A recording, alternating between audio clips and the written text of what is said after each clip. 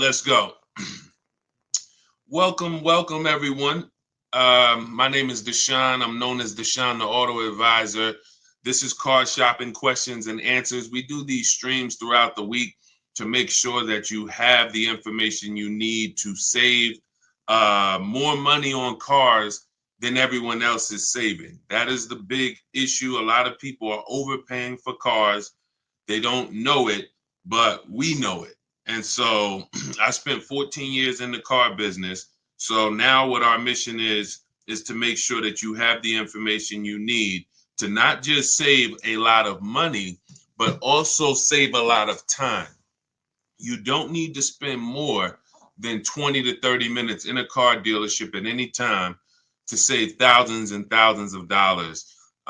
We've proven this, and that's what we're going to be going over. So the first thing we want to do, welcome to all those on Facebook, welcome to those on Instagram, welcome on YouTube, and welcome on TikTok.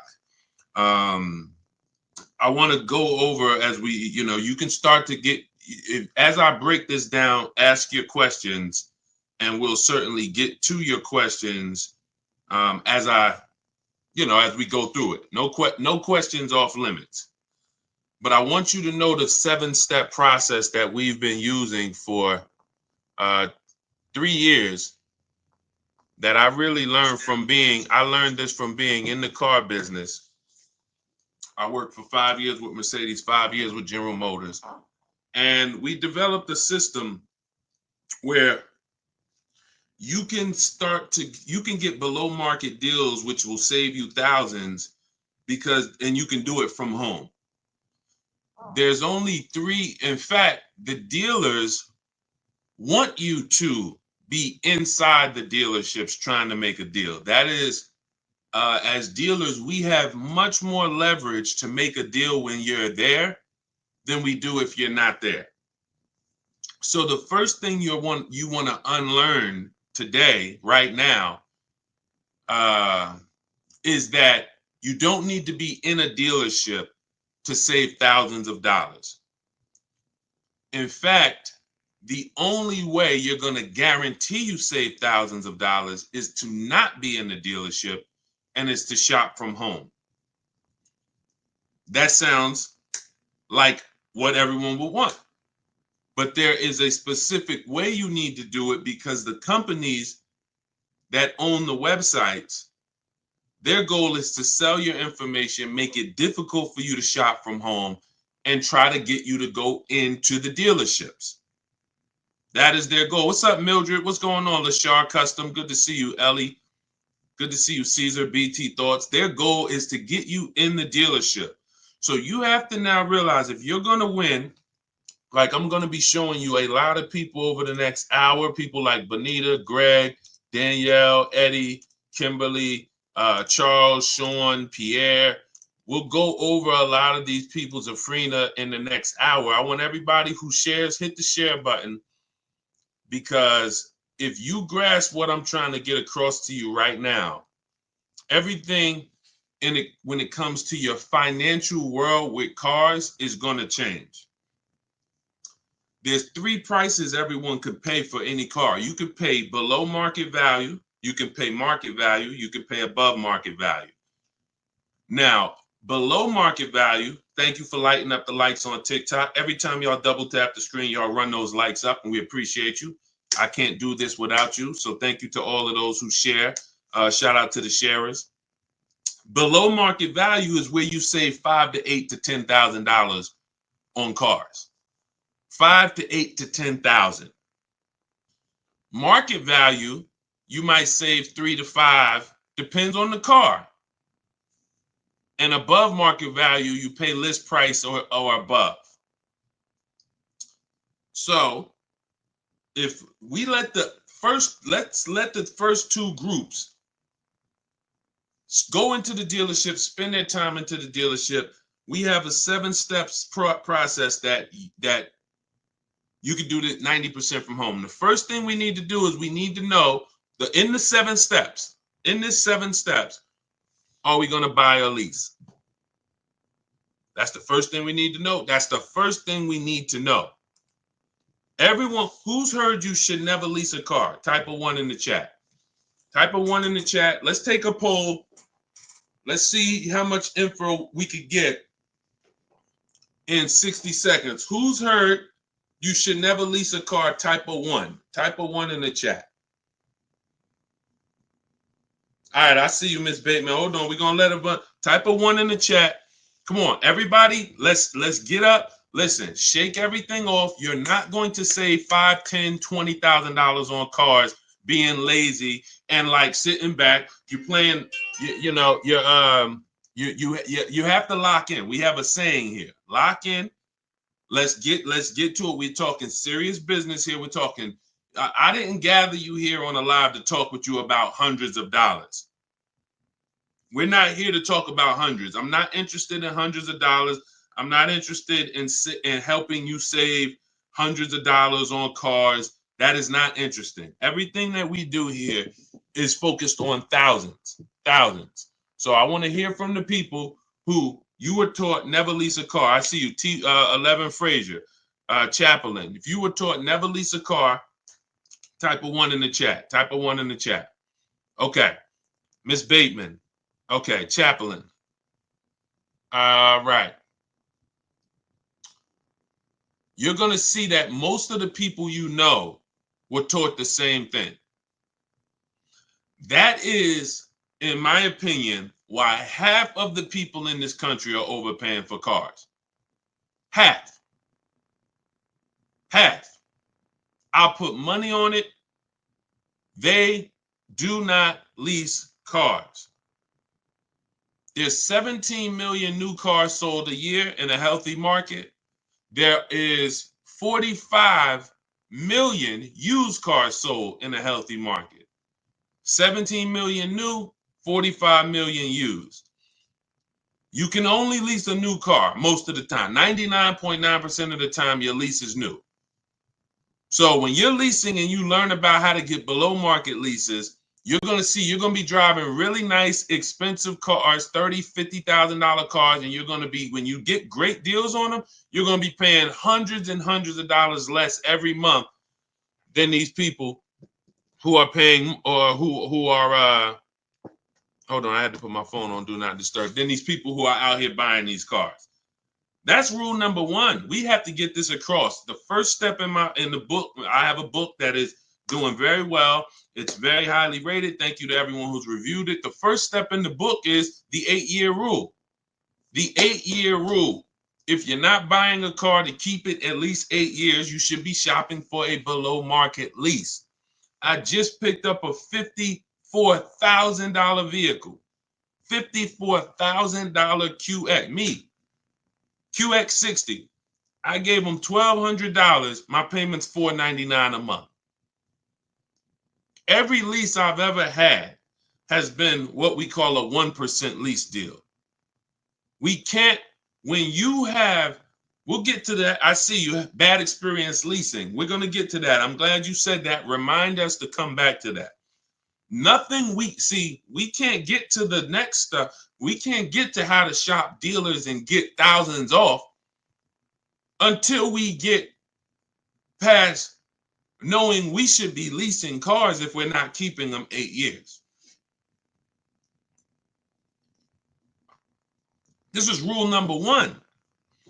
I'm paying $499 for a $54,000 car.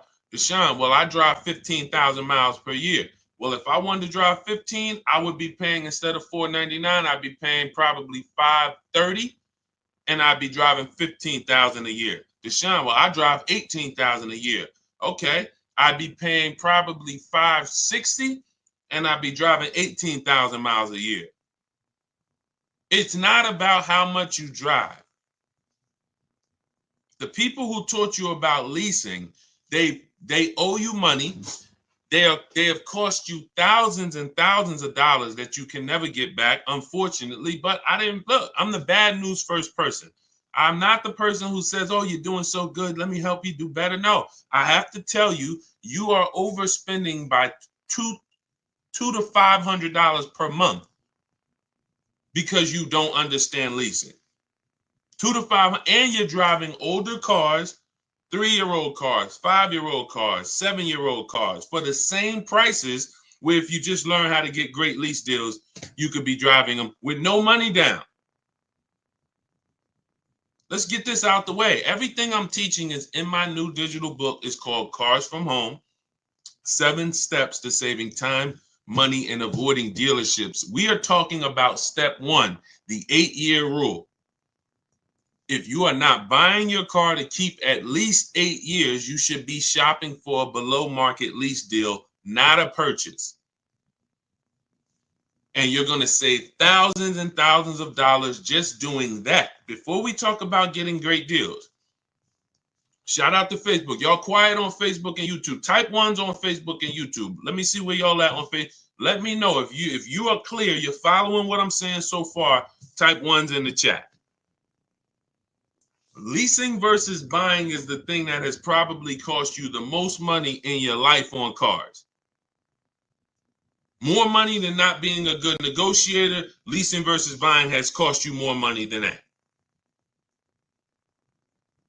You're not keeping your cars 5 to 8 years. Instead of 17 million new cars a year sold in America, that number, 17 million, that number should be like 35 million.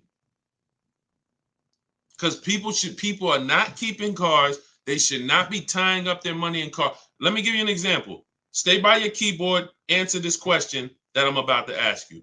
You go today, you drop $35,000 on a car, on a used car. Let's say it's a 3-year-old car, $35,000 on a 3-year-old used car. What is that $35,000 cash that you put in that car? What is that car going to be worth in 5 years? That $35,000 used car. What is that cash worth in 5 years? Throw some numbers out there. Let's go. Come on. I know I have some smart people on here. Let me talk to the people who, you don't have to be a genius to follow what we're talking about here. I would stand the reason that if we have some high schoolers on here, this is your first time buying a car, you're gonna learn more than our parents ever learned on this short conversation we're having. But I need you to tap in. All right, I see you. $5,000. I see you. $8,000. I see you. Enjoy life. $15,000. Okay, so check this out. So $35,000 that you trapped in a car. $35,000 that could have been in a piece of real estate. $35,000 that could have been in the stock market. It's trapped in a car. Not only when you go back in 5 years, can you not take the 35,000 out? It's not even 35,000 anymore. It's now worth 5 or 10 or 15. The depreciation is drastic and it's unforgiving. And the only people who should be buying cars are people who are keeping them until the wheels fall off. 10 years, 12 years, 15 years. Because that's how you get your money's worth out of them. You can't put 35 into a vehicle. It drops in value to 12. And then that's when you go and trade it and you do it again with another vehicle. This is how you are structuring your deals. And this is why, besides not saving the money, we haven't even gotten to that step yet. Getting the money off and the discounts. We have to understand structure first. I leased my first car. I was 22 years old. I was leasing a $20,000 or $21,000 Pontiac G6. I was paying $256 a month. It was the best thing in the world. How many of you, as your first car, instead of you paying $400 or $500 a month, or instead of having some $200 or $300 a month hoopty, or instead of buying some $1,500 a month cash vehicle, would have liked to have it where you could drive a new car for $256 a month plus your insurance? Maybe your parents help you out with the insurance. Maybe your parents pay the $200 a month, $200-300 a month, whatever it's good, the $200 a month insurance, and you pay the car payment. This could be better than you putting your child who's in college in a 10-year-old Honda that might still end up breaking down. It's not even a question. It's not even a question. Look at India. India got the Hyundai Elantra Limited for $365 a month. Look, the Hyundai Elantra Limited with the leather, 36 months, 12K, $365 a month, no money down. Look, this is what we do. She ain't going to a dealership to get that done. She gets it done from home, making dealers bid, but she's not getting $365 a month unless she has a phenomenal way to get below market leases. $365 a month, no money down. It's people, it's some of you are paying $500 a month for your car payment.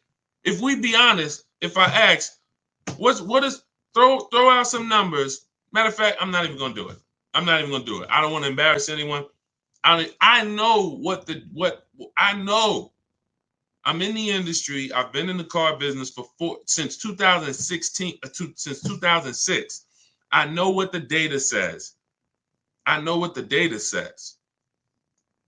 I know what the average car payment is.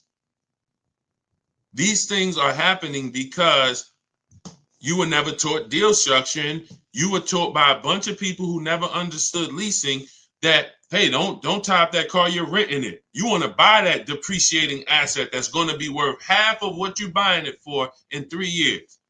It's going to be worth 70, it's going to be worth 25% of what you're buying it for in 6 years. And then after that, it's going to be worth probably about 10%, 15% of what you bought it for, but then it just stays there. It'll never go below 10, 15%. It'll stay worth $5,000 forever. It could be 12 years old. It's going to still be worth, $3,000. That's the whole point. That's when you beat depreciation. That's when you buy your cars. That's your goal. You buy your cars. You don't lease your cars if that's your goal. But you should not, if you're not ready for maintenance and long-term care and investing in your vehicle and paying and keeping it a long time, then you're spending thousands of dollars buying these vehicles. You should not be buying them. Okay, so all of this is laid out in my new digital book. It's called Cars from Home. We're going to get to some questions. We know we got a lot of questions. I see you all. We're going to get, Dolan's going to start pulling your questions in about 2 minutes. So you can type your questions now. Hang on, Dolan, not quite yet. Everything we're talking about, that's step 1 in the Cars from Home 7-step process. So step 1 is the 8-year rule.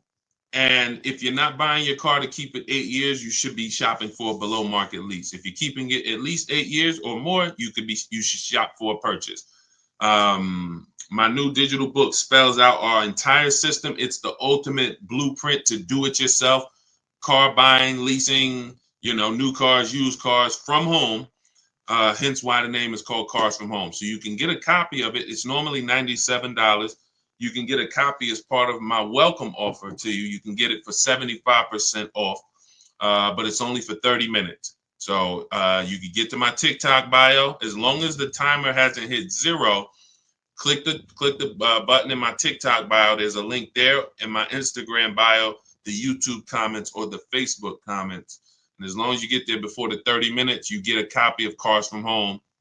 7 steps to saving time, money, and avoiding dealerships for $24 instead of the $97. Now, as soon as you pay, make sure you screenshot the thank you page. There's a it says screenshot this page because some of you type your email incorrectly, and then we can't email your book because you typed the email wrong. So you'll have my support team's email. They're there Monday through Friday. Reach out to them, get your book, but try to type your email in correctly. We deliver a lot of books. The system works. And you'll also, on that same page, have the link to open the book. So you might want to save it right there to your phone or to your computer. So you'll get it, 2 ways.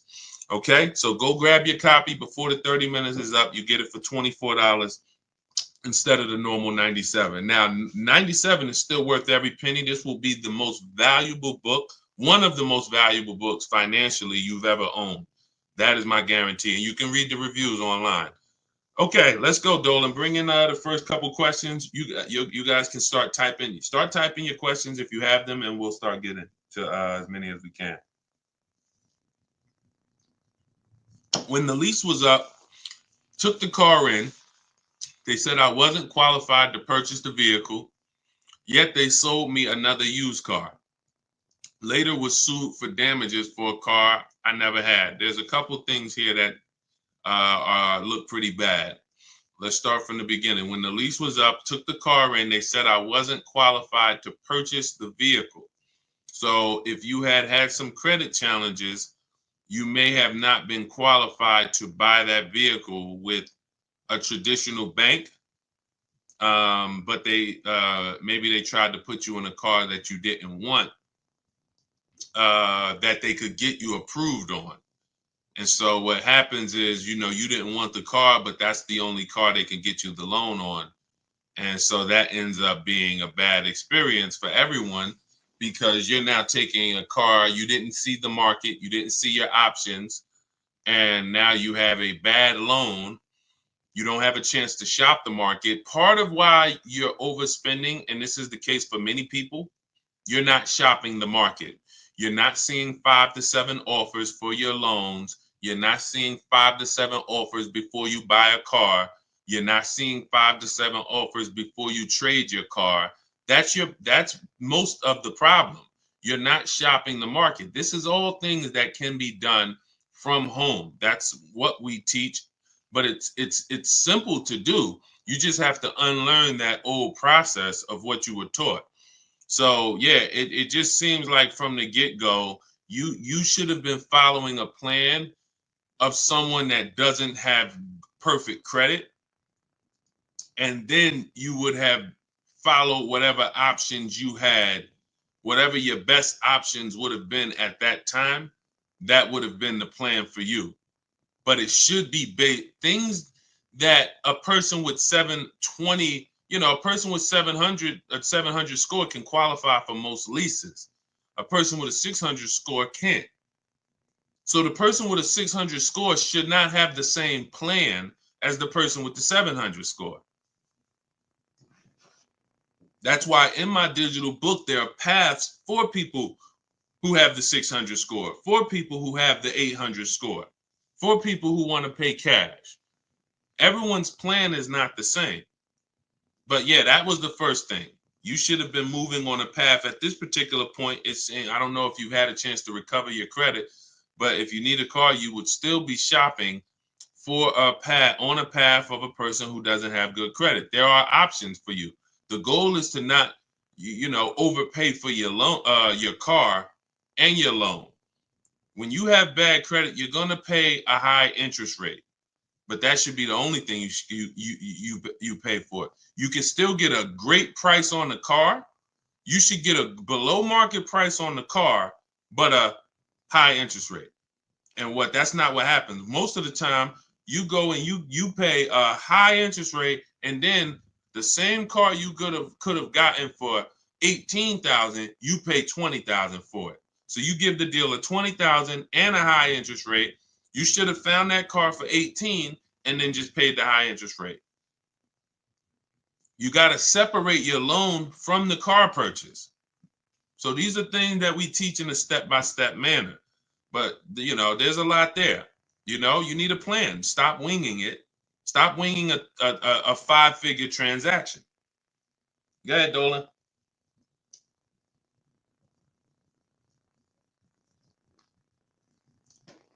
If I lease a 2020 Toyota RAV4, what should my payment and residual be? We don't focus on residual.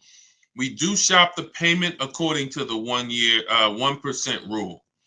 So everyone who's savvy with leases understands the 1% rule. For those of you who don't know what it is, if your lease payment is 1% of the MSRP or less, no money down, you have a steal.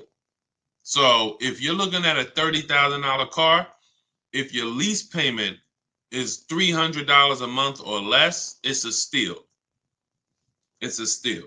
There's incredible value When you add up all of those payments, the amount you paid to drive that vehicle is going to be incredibly low. Incredible deal. That's the 1% rule. Now, we estimate a good deal to be 1.25. 1.5 is where we cap it. So I created the 1.5% rule when it came to bad lease deals, because we knew about the 1% rule, but we didn't know about bad lease deals. And I just saw, especially during the pandemic, but almost any time, people driving around with leases and they've overpaid for them.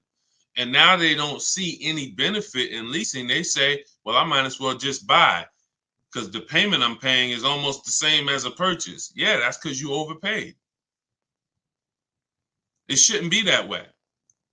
I'm paying $499 a month for my Infiniti QX60. That vehicle to purchase on a 6-year loan, even a 5-year loan, $54,000 vehicle, say big discount, let's say 50, 45, that's $900 a month minimum with no money down. Minimum. I'm paying $499. It's not even close.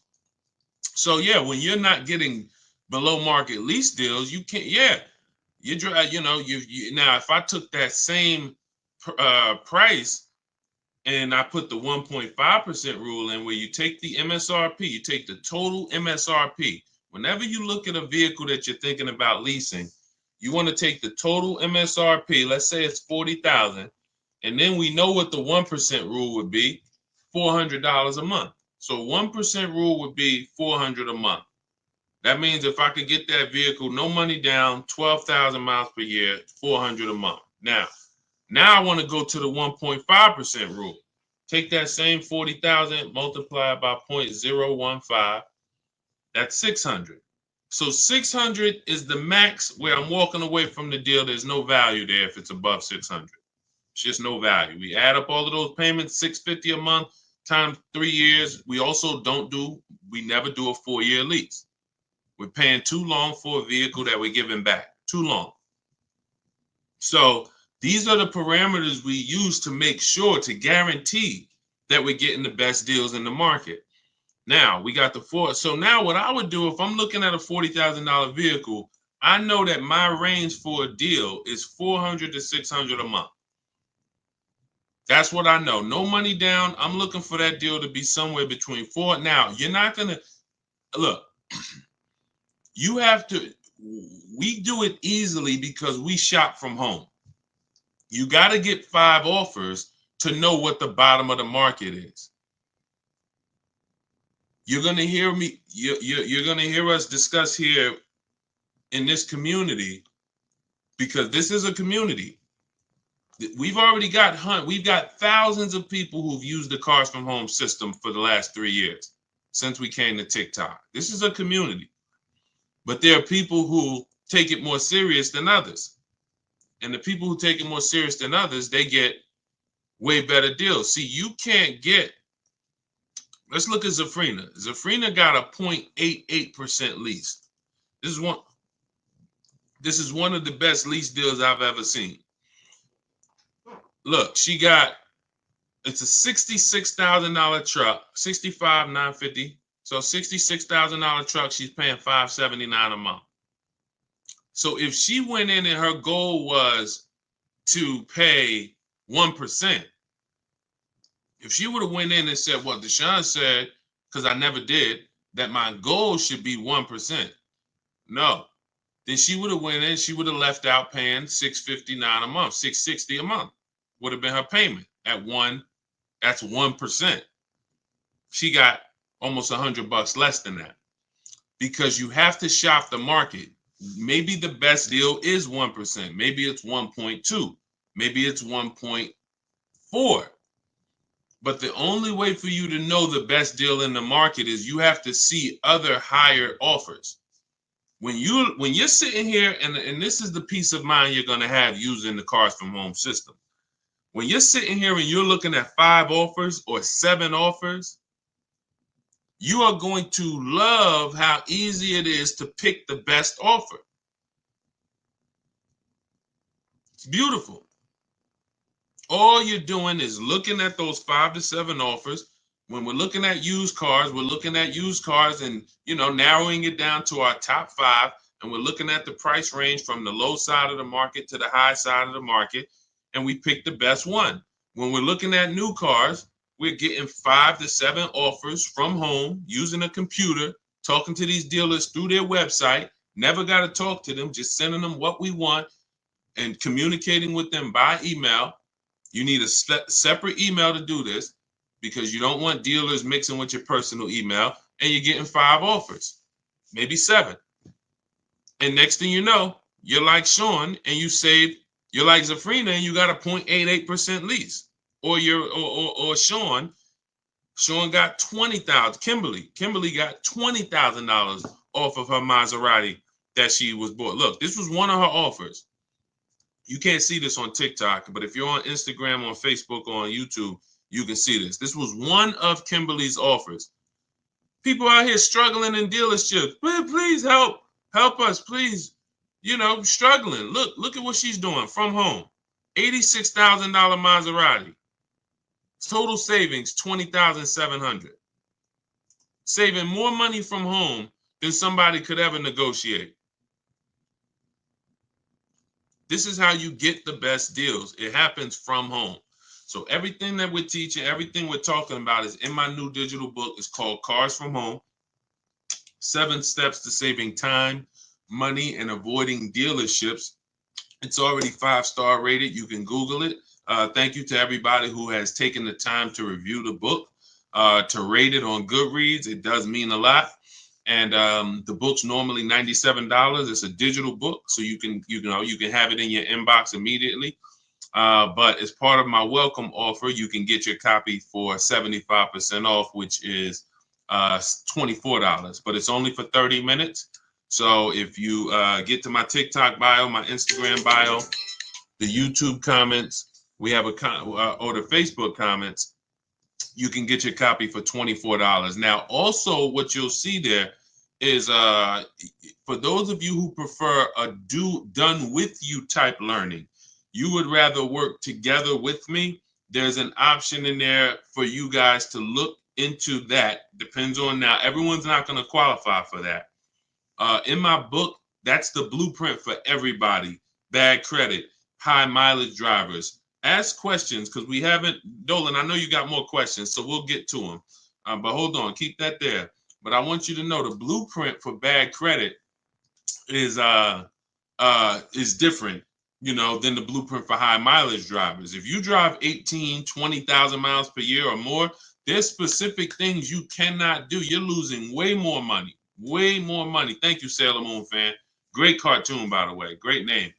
You're losing way more money than the average person is losing. All of the losses I just talked about, you high mileage drivers, you are losing thousands more than the normal people because you're depreciating the car way faster than everyone else is. So there's specific strategies on how you want to approach your car purchase in there. Negative equity. Some of you bought cars in the last 3-4 years that you need to replace or you're trying to replace, and you have, $3,000, $5,000, $10,000 in negative equity. That's a specific strategy. Some people don't have to deal with that baggage. So this is why the book, the blueprint, is everything you need to get below market deals. But for those of you who would like to shop with me and look at coaching, you see me share a lot of the people who work with me in our Facebook group. We have over 1,500 people in our Facebook group in the last 3 years. You can get that information by clicking the same link in my TikTok bio, Instagram bio, the YouTube comments, or the Facebook comments. But you're going to click the link that says shop with me, Deshone. So other than that, let's bring in, but that wraps up your question. We don't focus on residuals. We focus on shopping by the percentage when we're shopping for a lease. Specifically, we are focused on shopping by the percentage. When we review our offers, we're reviewing them by the percentage in comparison to the 1% rule. Okay, great question. Go ahead, Dolan. Shout out to the sharers. Shout out to everybody who's hitting the like button. We appreciate you. Let me take some time and shout out the sharers on TikTok is the only platform that shows me the sharers. Thank you, Denisha Gills. Appreciate you sharing. Elizabeth Lewis, thank you for sharing. Appreciate you, Baby Skate. Thanks for sharing. Silas Richardo, thanks for sharing. CJ, thank you for sharing. Cookie Monster, thank you. Thank you for sharing. Appreciate you. Thank you, thank you, thank you so much. Okay, thanks for sharing the broadcast. If anybody else shared, I appreciate it. But TikTok, that's the only they're the only ones that show me the names of the people who shared. Okay, what Wilfredo, still reading the book, by the way. Awesome. We'll pull, if he had a question, let's pull that in as well.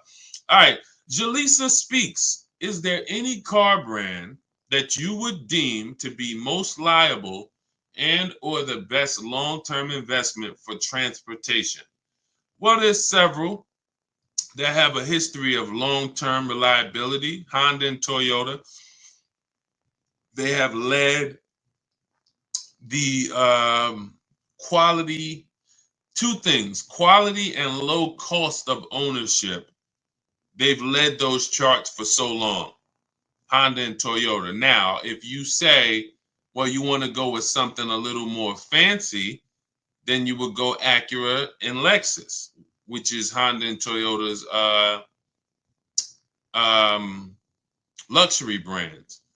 Now, at the same time, if you're open to other vehicles that have a long warranty, Kia and Hyundai have the longest warranty in the industry, and they're making some incredible vehicles lately. They're really, really penetrating the market.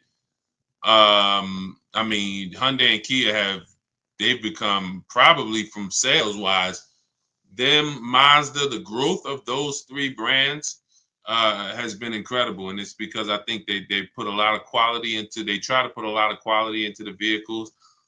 Their styling is great. They're leading when it comes to how they style and design their vehicles. But but we would not make a decision. This is part in our 7-step process, in the Cars from Home 7-step process. We have a step 4 is something we call shopping, not buying.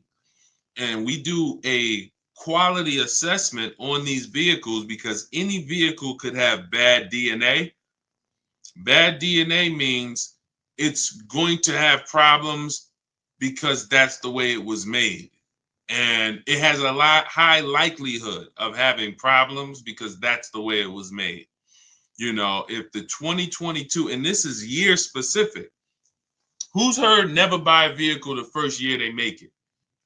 Who's heard that? This is a saying that, you know, it was wisdom from back in the day. Who's heard that? Never buy a vehicle the first year that it comes out. Who's heard that? Okay, so this is a common thing.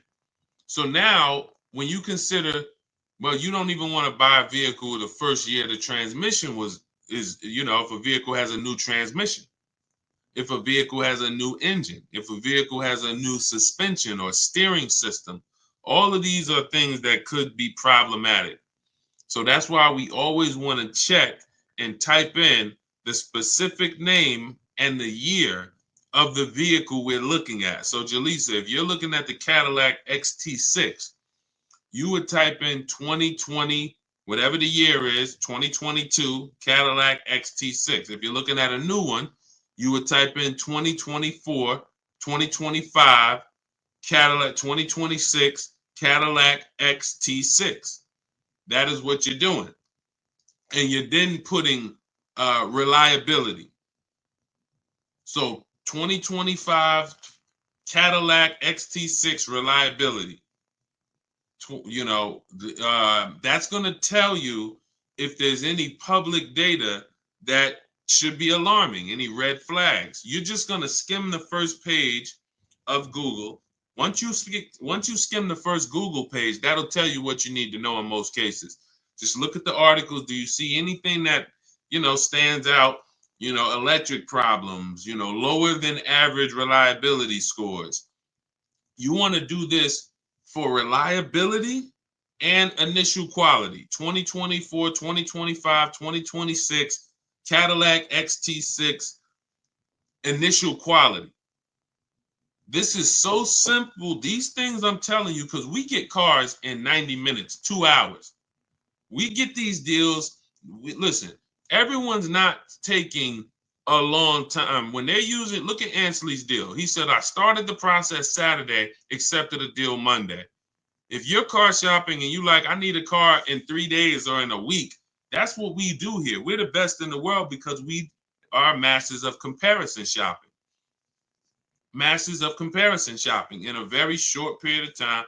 But these are 5-minute things we do to check to make sure we don't go out and get a great deal on the car, great price on the car, and then the car is in the shop every 4 months. Every 4 months, the dealer has to send a flatbed, or the roadside assistance has to send a flatbed to pick up the car.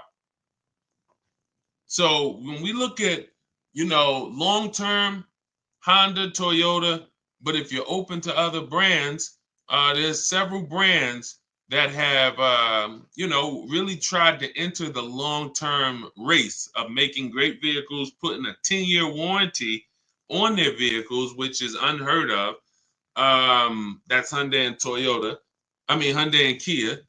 And then, but each vehicle you would check in specifically, independent of everything else, you're checking each vehicle to see what the write-ups are on that vehicle, not just the brand. All right, go ahead, Dolan.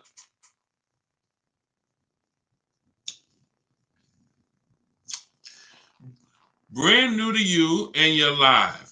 Welcome.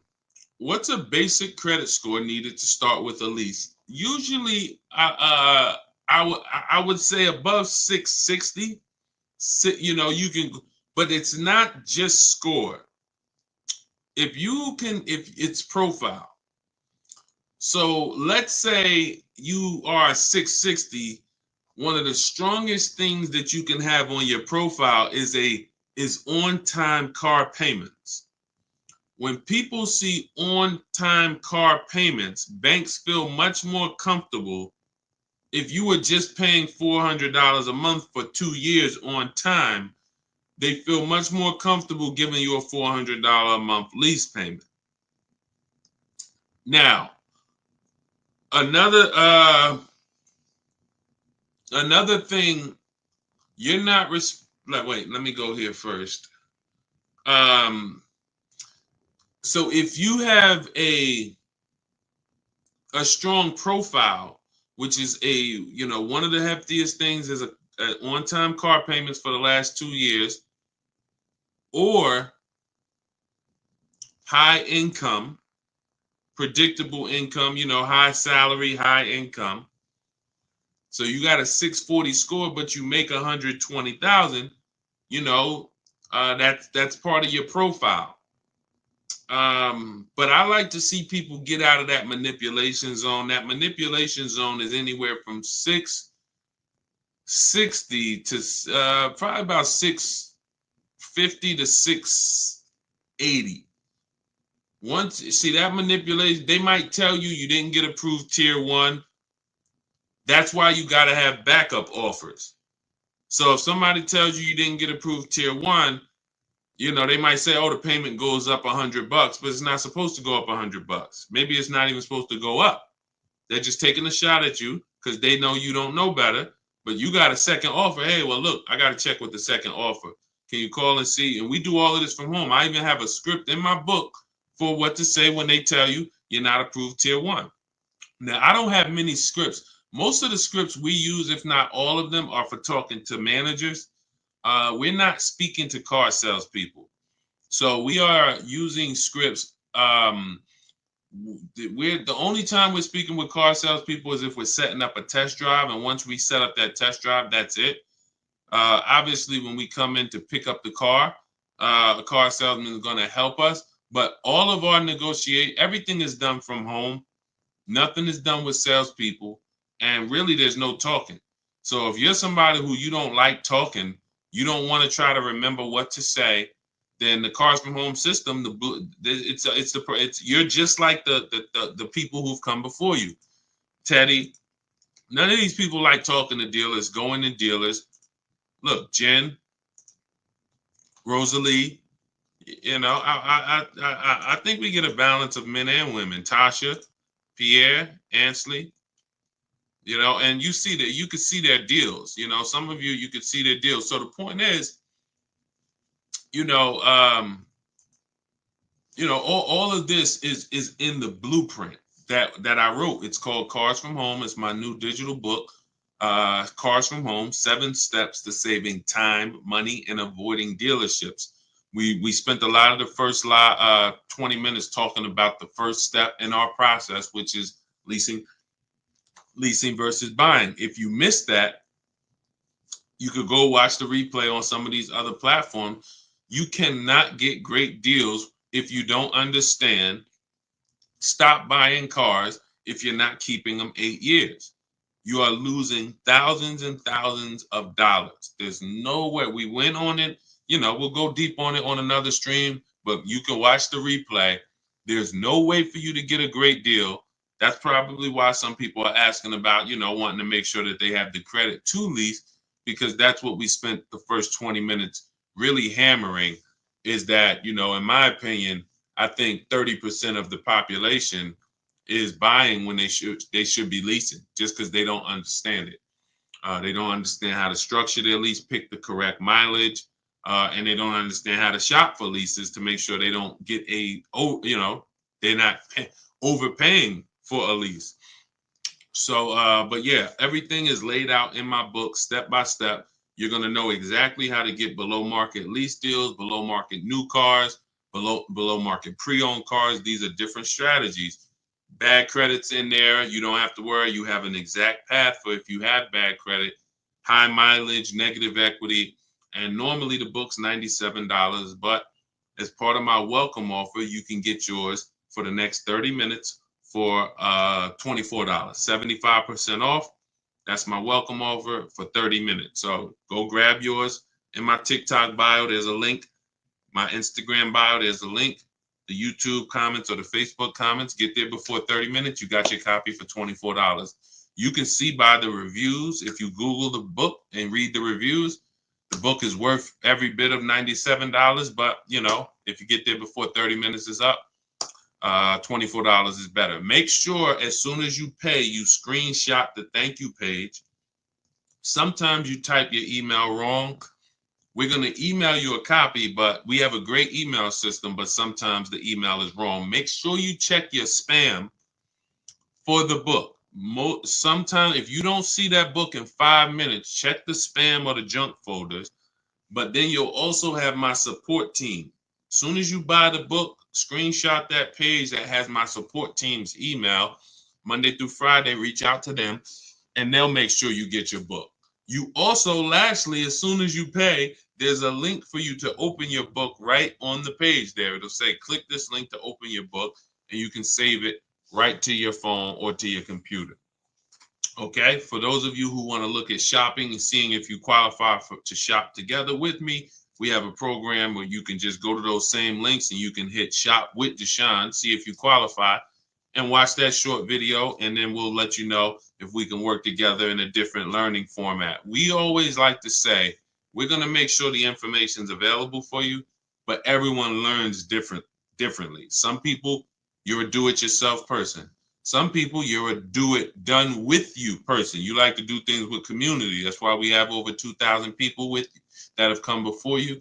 We have over 1,500 people in our private Facebook group. We have dozens of people on our private Zoom calls. That might be better learning style for you to learn the Cars from Home system. It doesn't matter. You might be able to just sit and watch the lives and just watch our live stream, put it together, piece it together, and you're getting below market deals that way. It doesn't matter. We just want to make sure that you have what you need to get below market deals. All right. Go ahead, Dolan. Let's go. If asked, would you go with someone to purchase a vehicle? So we actually we're testing a new program. It's not even a test. We've tested it already twice in the last 3 years. We have to make sure. We had to make sure before we launched this done for you solution that we had the team and the staff. So that program is not a program that we can let everyone into, and it's not a program. It's sometimes we're going to have to close it because we can only take a few people at a time. But if you go to those links, you'll also see a button that says shop for me. You can also visit the same links in my YouTube comments, Facebook comments, the TikTok bio, or the Instagram bio. You'll see a button that says shop for me, and that you can book a call. You book a call with the team and see if you qualify for the shop for you. So as I said, there's no excuse. There's no excuse for anyone to be overpaying for cars at this particular point. You have tons of free information that I'm going to put out.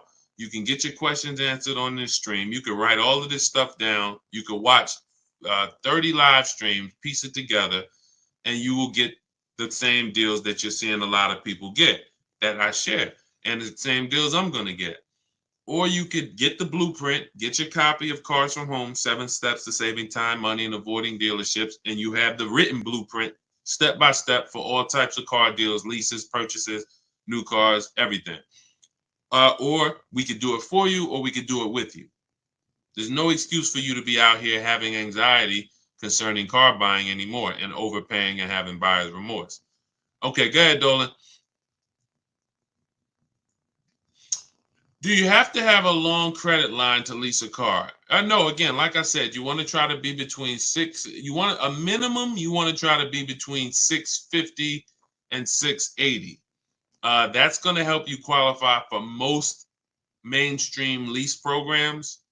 But the stronger your profile, if you have a car payment that you've paid on time for 2 years, or you have a home mortgage, that's going to in the 650 to 680 range. That's going to really help you to stay out of the manipulation zone. Anything above 680 though, you're usually getting tier 1 no problem on most leases. So yeah, great question. Go ahead, Dolan. Thank you for running the lights up. Every time y'all tap the screen on TikTok, you'll see those lights continue to go up. And TikTok tells more people about the show, brings more people to the stream. We help more people save money. And we help people unlearn what the car business has been programming us to do for all of these years. So thank you. Continue to double tap the screen every time you hear something that you like.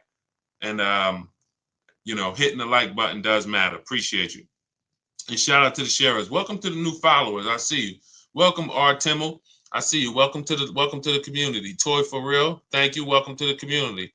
Luna, Oz, welcome to the community. I see you. Cam, welcome to the new followers. Shout out to the people who just followed the movement. All we care about here is making sure that you pay less than everyone else for cars. Hi from Mississippi. Good to see you. Shout out to hi from New Jersey. Great to see you. Hello, Mississippi. All right. Is the last week of the year a good time to get a good deal on a car? It's a good no. And let me tell you this. Yes and no, but I'm going to say most. Here's the thing.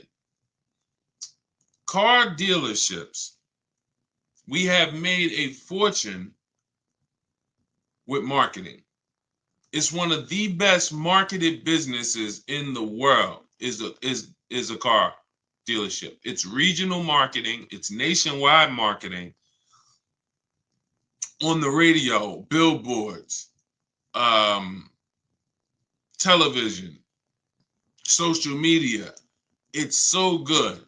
And it makes people think, come in at the end of the month, come in during the holidays, you're going to somehow get a better deal. The problem with that logic is this. The deals that you see, look, when I share deals like India's deal, $365 a month on her limited. When I share Milligan got a $27,000 discount on her vehicle. $27,000 discount. These are not deals. These are deals. Now, listen close to what I'm about to say. This is very important. These are deals that the dealers only accepted because at that particular moment, they were a little desperate. At that particular, look at Milligan's deal. I'm zooming in on it.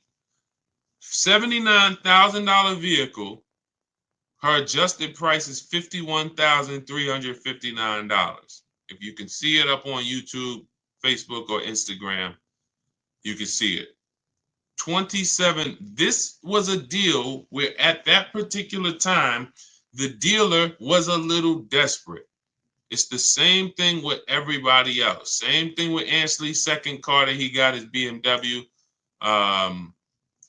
Jen, everybody that I see, we're positioned. So what is the you could take that down, Dolan, that question. I'm still taking care of this one. So when it comes to the end of the month and the end of the year, you're not getting there's no desperation. When there's 200 people, let me put it like this. Dealers know exactly how many appointments we have before the weekend ends. We go into Friday. How many appointments do we have for, if it's a holiday Monday, like a President's Day or a Labor Day or Memorial Day? We know 400 appointments. Why? Where's the desperation there? We only have a certain amount of cars. So where there's no desperation when we only have a certain amount of cars, and that's what we're doing. We have this many people. There's no desperation. That's why you're not getting a better deal when you have somebody right behind you who could pay more money for that car if you don't accept the price. Hey, listen, Mr. Jones, sorry if you don't want the car at this price, but look, you see we got a showroom full of people. It's a big sale. We got people walking out. There's nobody to help them. Listen, if you don't want the car, no problem. You can think about it. They're rushing. There's no desperation. The car business has done a great job of doing that on Saturdays, holidays, end of the year. They're going to pack the showrooms.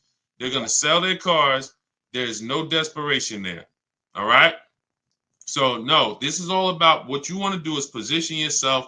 Let us show you how to position yourself in the market, get the questions answered that you need answered. Make sure that whether you're buying a new car, used car, or a lease, you are positioned and you know the market. You've seen the 5 to 7 options so that you know you are paying less than everyone else. You're guaranteeing it. You're not hoping. You're guaranteeing it. There's a very big difference between using the Cars from Home system to shop the market so that you can guarantee savings, guarantee the biggest discount, than going in and negotiating with one dealer or two dealers. We're going to show you how to negotiate online with 25 dealers without ever talking to them. We're going to show you how to look at used cars like we're shopping on Amazon and narrow it down. And then verify if there's any fake sellers or bogus sellers that are charging, fake fees that they shouldn't be charging. We do all of this from home. Your power is home. So all of this is in my new digital book. You can get your copy as part of my welcome offer for 75% off. It's normally $97. It's called Cars from Home, 7 Steps to Saving Time, Money, and Avoiding Dealerships. You should not be in a dealership more than 20 to 30 minutes. And we never talk numbers in the dealership. You can get your copy for 75% off, which is $24, but it's only for 30 minutes. It's normally $97. You can get to my TikTok bio, my Instagram bio, the YouTube comments, or the Facebook comments. Grab your copy, 75% off. That's $24. Make sure you screenshot the thank you page so you'll have my support team's email Monday through Friday. Just in case your book doesn't come, you type your email wrong, you have my support team's email. But that email is not for questions. It's just for you making sure you get your book. All right. So let me hop off. Great live today. Great chat. We went deep on a lot of subjects. I look forward to seeing all of you inside. If you're working with us, I look forward to seeing you on the next stream. And God bless you. Keep up the great work. And let's keep unlearning and relearning so we can keep this money in our bank account.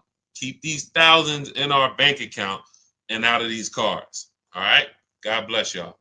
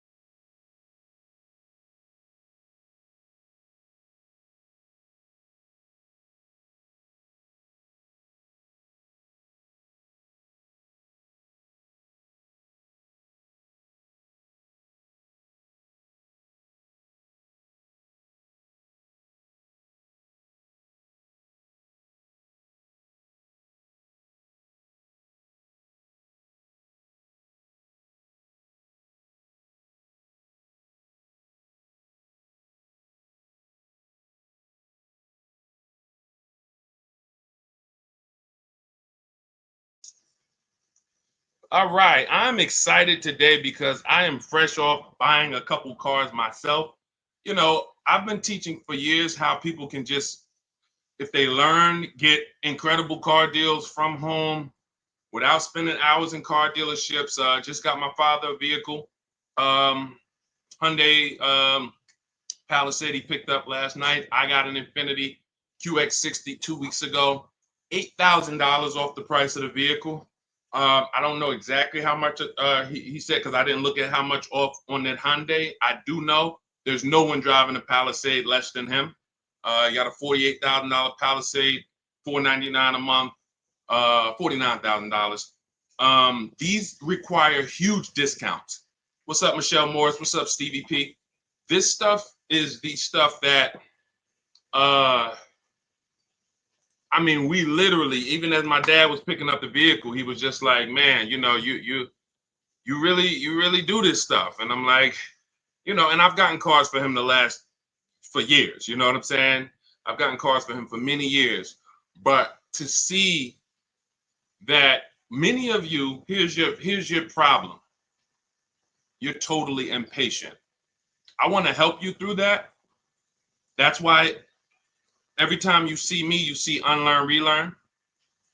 But what I find is that you guys, unfortunately, you've been programmed. And I can't say it nicer than that. I need to let you know, as a former car salesman for I've been in the car business since I was 22, 2006. I've worked for the biggest brand in the world in Mercedes and the top 3 dealerships in the nation at Ray Catena and Edison. Yankee Stadium, 2011, where $300,000 was what most people were making who had been there. So I came at 28 into the top of the top. I'm telling you as an insider that you can do this. You can do everything that I teach. You can do everything the people that have learned from us teach. You see, I'm going to be sharing dozens and dozens of people beside myself, but because I just got a couple cars, obviously I'm going to come on and talk about the money we just saved right here. Both deals that I just made were made right here. Where you see me at, where I do these streams from, if I showed you my emails, you would see, wow, Deshone, all the work was done right here. That's how I want you moving. That's why our entire system is called Cars from Home. It's a mindset. It's not just a process, it's a mindset. I saw people in those dealerships as I was picking up these cars and they were miserable in there, sweating and some of them outside smoking cigarettes, stressed. This is like, you're literally giving a company 5 figures, $10,000 to $100,000, and you're outside like this. So what we're going to talk about over the next hour is the Cars from Home system, how it's been. This is proven. What we got to get you to is to where you believe in yourself. See, I don't have a problem when people don't believe in me because there's so much about me out there. It's proven. Somebody can say, hey, go here. Do you realize Deshone, the auto advisor, is the only person that you can find, if you look, hundreds of people who use his stuff and actually save money from home. So it's not that I'm not trustworthy. It's not that when you see people who we share in our streams, Tope and Bonita and Greg and Danielle and all these people sharing their car deals, it's not that you don't believe that these are real car deals. It's not like you're saying, hey, did he make those up? It's not that. We got to get you to believe that you can do this. And that's what we want to talk about, is how simple this is. We obviously will answer questions, so you guys can start typing your questions. We'll get to as many as we possibly can. But I want you guys to know that this is something where you can leave your strategies at the door. Everything we'll be teaching today is out of my new digital book. It's called Cars from Home, 7 Steps to Saving Time, Money, and Avoiding Dealerships. It's the entire blueprint. So it's the step-by-step blueprint to get the results that I get, that the hundreds of people that you have seen get, and for you to have anxiety-free, buyer's remorse-free car deals that save you thousands and thousands of dollars. So if that's something that you are interested in, hit the like button so I know who I'm talking to. Hit the like button, keep tapping the screen. On TikTok, if that's something that you're interested in, let me know I'm talking to the right people. Let me know I'm talking to the right people. Raquel, what's up, Sally, Tawana, Gummy Bears? Let me know I'm talking to the right people. Okay, double tap the screen. All right, am I talking to the right people? Am I talking to people who care about their money, who like Deshone? Give me the strategies. Don't hold back. Let's do this. I care about my money. I see it. All right, y'all keep running those likes up. Okay. While we're on the stream, you guys can get your copy of Cars from Home, 75% off. It's normally $97. That blueprint that I'm going to be talking about, it's in my TikTok bio. It's in my Instagram bio. We put a link in the comments on YouTube and a link in the comment on Facebook. That's going to get you 75% off. So you won't pay the $97. You get there before the 30 minutes is up because it's only for 30 minutes. You get it for $24. It'll be in your inbox by the time we finish the show. And you can also now screenshot that thank you page. And you'll see as soon as you pay, there's a link at the bottom of that page to open the book. So you can save it there, save it to your computer, but I also email you a copy. Okay, Dolan, let's get the first question in. Guys, you can keep typing your questions as we go through the show. Love the book. Thank you, JC. I was wondering, can you use the same strategy you teach also when trying to get a below market lease on an exclusive car that will need to be ordered to get all the options I want? If I'm ordering an exclusive car, right now we're using this, we're shopping for a customer with a Range Rover autobiography. Doesn't matter. I'm talking to dealers in six, our team is talking to dealers in six states. Exclusive, more reason to actually use competitive shopping because the numbers are larger. When you see the premiums that some of these dealers are charging for exclusive cars, 100,000, 50,000 over list price, the potential for you to save or overpay is greater. So absolutely, competitive shopping is something you should do with any vehicle from whether it's a Hyundai Elantra base model or whether it's a $400,000 Lamborghini. Competitive shopping, because each dealer is individually owned and operated and they set their own prices. So the key to saving the money fast from home is making them compete. Okay, definitely. Never want to put ourselves in a position where we're looking at one dealer who has convinced us they have the only car. If I'm ordering a car too, JC, good thing about ordering is everyone can bid. When you get an exclusive car, dealers get something called allocation. That means I only might get 3 Range Rover autobiographies a quarter or a month. I'm sorry. I might only get 3 G-Wagons a month. So some dealers have used that. They don't have allocation, so they can't put an order in. But other than that, we use a strategy called the 25 to 5. For new cars and leases, we connect with 25 dealers online. You know that, JC, because you have the book. You can do that with an order. You do it before you place the order because now you have a bunch of dealers who can bid. When you go do that strategy, not everyone's going to have a car you want, but on an order, pretty much everyone could get a bid in. And I remember we had somebody who was getting a brand new BMW. I think it was an X4M when they first redesigned it. And she used the strategy, and every dealer wanted list price or over list, and the best offer she got was $3,000 off. So there are dealers who want the unit, but you got to be patient. You got to be positioned. Okay. And what we do is help you get, be positioned. Okay. Great question. Go ahead, Dolan. Keep typing your questions. Simply Trick. What's up? Shout out to the people on TikTok. Matthew Forrest. If you want to talk cars, if you're ready to talk money, then come on in. Get your mind right. We're talking money here.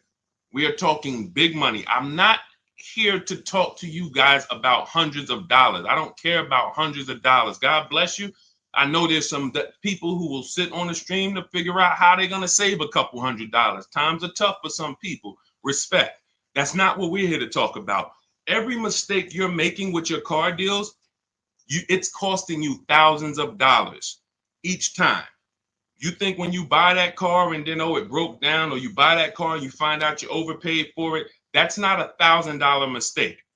That's a $5,000 to $10,000 mistake we're making because we unfortunately have been taught to wing the second most expensive process we'll ever be involved in. Most of us, most expensive process is our home purchase. But all of us, even some of us, you haven't bought a home, you can see cars have been your most expensive purchase in life. And unfortunately, the industry has taught you to wing it. Just, play it by ear and feel. No, we don't do that. That's how you end up making the dealers 5-10 grand, huge commissions. And unfortunately, it's at your detriment. So if you're serious about that not being you, then tap in, tune in, lock in. Would you put a large down payment down on a used car? I would. When we consider down payments, this is a great question. You want to consider what are the rates, and can we actually pay the car off sooner versus use the bank's money if the rates are high. If the rates are high, 5, 6, 7, 8%, 10%, for some of you, this is not a time to borrow the most. The time to borrow the most is when the rates are cheap. If they're giving you 0%, I used to have people, and now listen, this is conflicting information. You'll hear people like, I'm not gonna mention names. God bless them, they have the best intentions. Unfortunately, they're not taking into account real financial advice. You hear people say always pay cash for cars. When I was I'm fortunate that when I worked at the dealerships I worked at, I always worked in blue collar, white collar towns. And I worked with people who, worked on Wall Street. So a lot of customers from Wall Street, $300,000-$400,000 a year or more. But I also had clients who, customers who had $30,000 a year jobs. So we've seen everything in between. When people would sit down and they would say, hey, I would say, how are you going to pay for the car? They say, well, what are the rates? And if the rates were 0% or 0.9% or 1.9, then most times they were using the bank's money because it made financial sense. Why? Because if I put my money in the car, this $30,000 I'm going to put in this car is going to net me a negative return. See, because if you put $30,000 in a car today, next week, 5 years later, that car is worth $10,000. That means that's where your money is. When you look and say, well, what could I put $30,000 in to where 5 years later, instead of 30, I would have had interest, and I would have still had my principal, and I still could have gotten the car through leverage. Leverage is I'm going to use the bank's money as long as the rates are cheap. Now, in the case of a market where rates are high, we're not getting 1%, 2%, 3%, 0%. Then yeah, these are the times where you want to try to take as small a loan as possible. It makes more sense to apply a larger down payment and pay off the car quicker. So it's really all about, what are we doing with our money? Is your money invested? Are you getting 10%, 8%? Maybe some of you are in some other ventures where you're getting, more. If that's the case, it's not going to make any financial sense for you to put more money in the car, because you can put that money in other places that's going to net you a bigger return. So again, one thing about me is I don't teach one size fits all car buying advice. I asked you a couple questions. What are you doing with your money, and what are the rates? You might say, Deshone, they're offering 0% on this car I want. If 0%, then I would use the bank's money. I keep my money just on the strength of having my money. And then if you wanted to, if you have your money invested, why pull it out of something that's getting you a positive return to put it into something that's not even going to give you a break even? It's going to give you a negative return, and it ties up your cash. So these are the conversations I've learned just over 14 years in dealerships, talking with very, very intelligent, financially intelligent, rich, ultra rich people. So if you want to move, you want to be rich, move like the rich. All of this is laid out in my book. I have a section specifically of comparing, about cash buyers, because many people who have been taught to pay cash, you don't realize that you could be missing opportunities, especially in the investment market where you're getting, some people's portfolios up 12, 13, 15%. They would never have that money in a car. Does that make sense? Everybody clear, type $signs. Listen, I need to know we're having a real financial conversation here. So I put on TikTok, everybody should be over 18. Listen, 16, 17, I wish they could be on here, but I don't want 14-year-olds on here. I would, obviously, the point is I'm trying to make sure I'm getting the crowd who can receive this information. If you're clear on that principle concerning rates as opposed to down payments, then type $signs. If you need me to clarify, then ask a question and ask me to go more deep. I don't want to go deep I don't want to move to the next question until I make sure that the people on the stream have, you know, so let me know. Y'all see, it, be clear, we want to go deeper on that?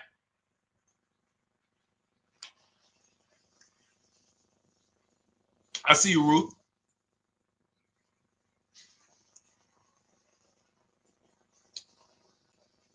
Okay. Listen, TikTok, I'm going to tell you something. The people that's on here, you are not going to get the most out of this casually watching.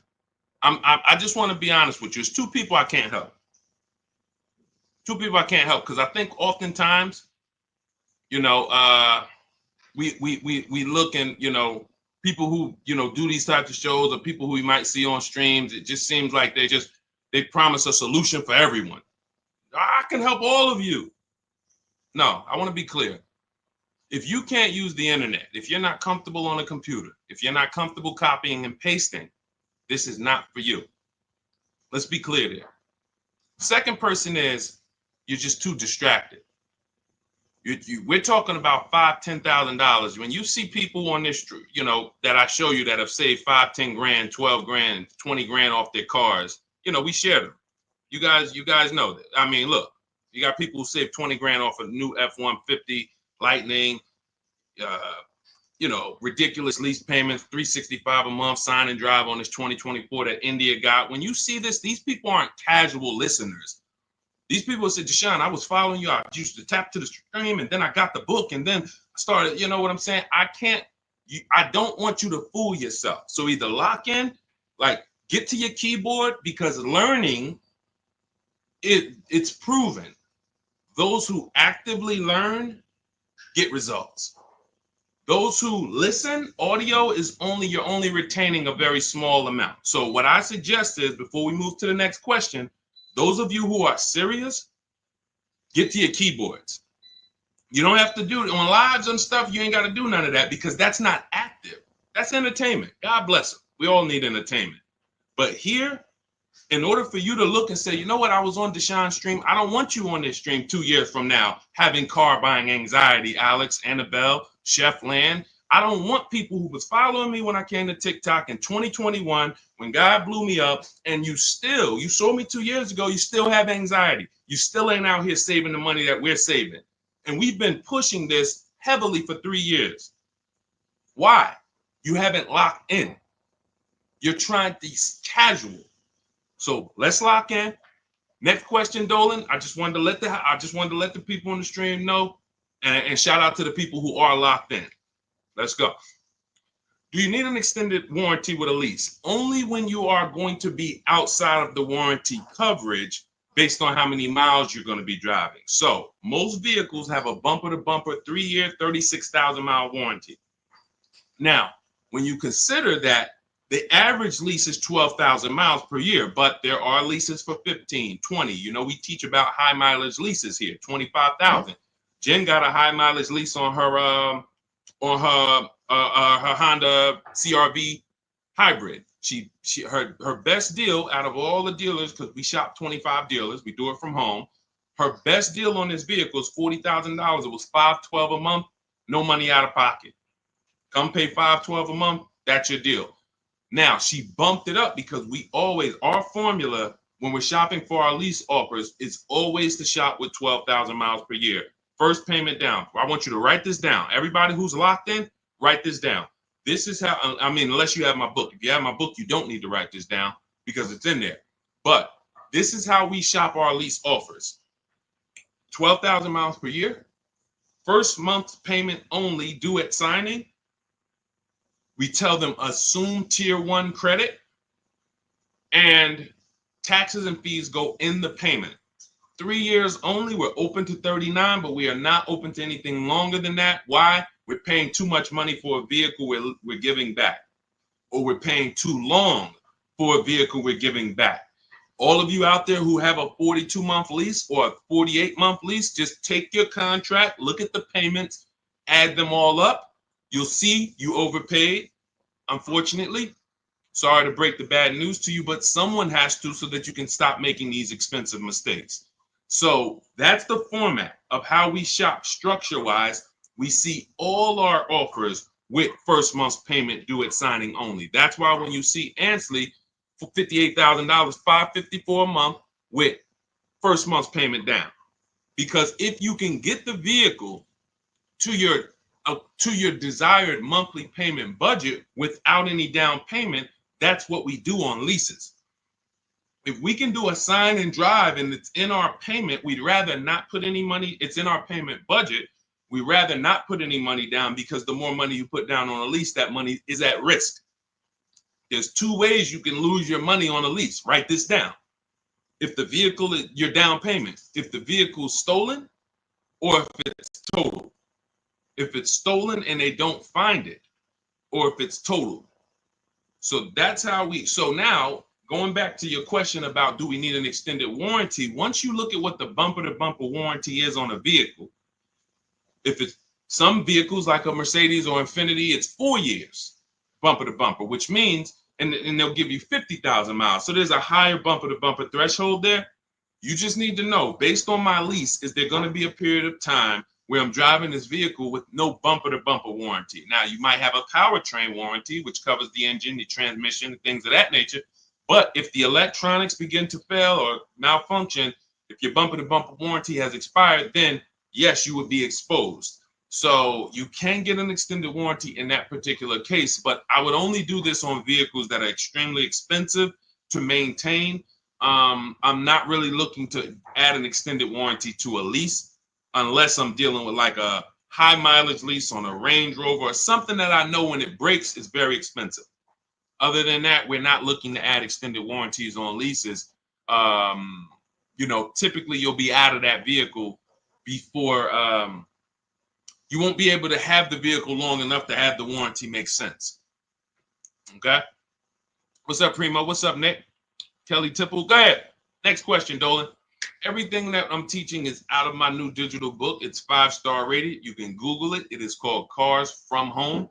7 Steps to Saving Time, Money, and Avoiding Dealerships. We save time and we save money. I'm not into saving money and being in dealerships for hours.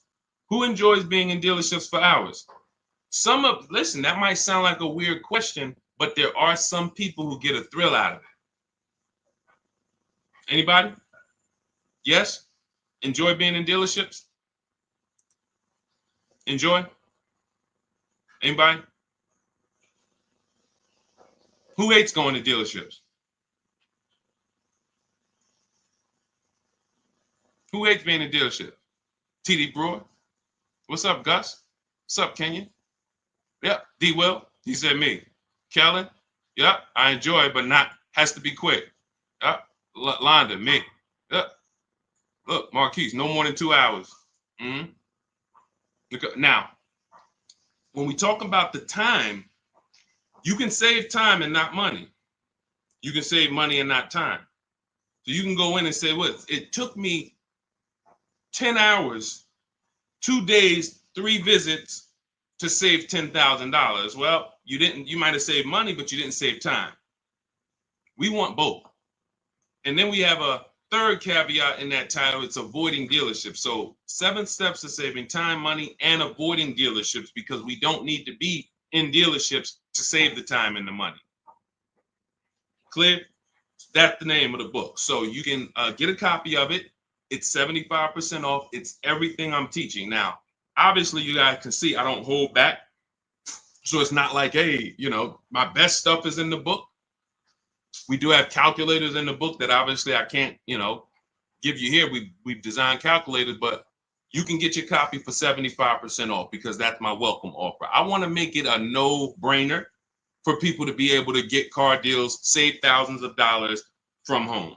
So the welcome offer for 30 minutes is 75% off. It's normally $97, but it's a digital book as well. So it'll be in your inbox by the time we end this stream. You can get your copy in my TikTok bio, my Instagram bio, the YouTube comments, or the Facebook comments. And make sure as soon as you pay, you screenshot that thank you page, and then you download your book, because there's an actual link as soon as you pay. You can save it to your phone, to your computer. Okay? How can I pay off my car quick? This is a money situation. I mean, that's a question for Google. You can actually, some people say there's ways that you can make your payment twice a month or on certain day of the month, or I think the whole thing about the way most loans are structured, that whole tell them to apply it towards principal, I don't know if that's still accurate or not, but this is a money situation. So if your payment is $350 a month for 6 years, if you don't pay more than $360 a month for 6 years, then the car is going to take 6 years to pay off. If you have additional money and you want to throw it at the car to pay it off quicker, then have at it. I don't know if there's anything else that I could add to that. Go ahead, Dolan. Let's go. Marilyn Birdman, good to see you. Shout out to the TikTok crew checking in. All right. Do leasing numbers work when we're driving more miles, though? Sure. First person I ever saw had a high mileage lease when I was a manager at Hyundai for 6 weeks. He returned his Sonata. It had 72,000 miles on it. It was a 3-year lease. And when I saw it, I said to myself, I couldn't believe he had leased it. And he explained to me that that's all he did. He was in sales and he was always leasing because he was tired of the negative equity. Negative equity is when you owe more on your car than it's worth. And some of you, every single transaction you do, you have negative equity.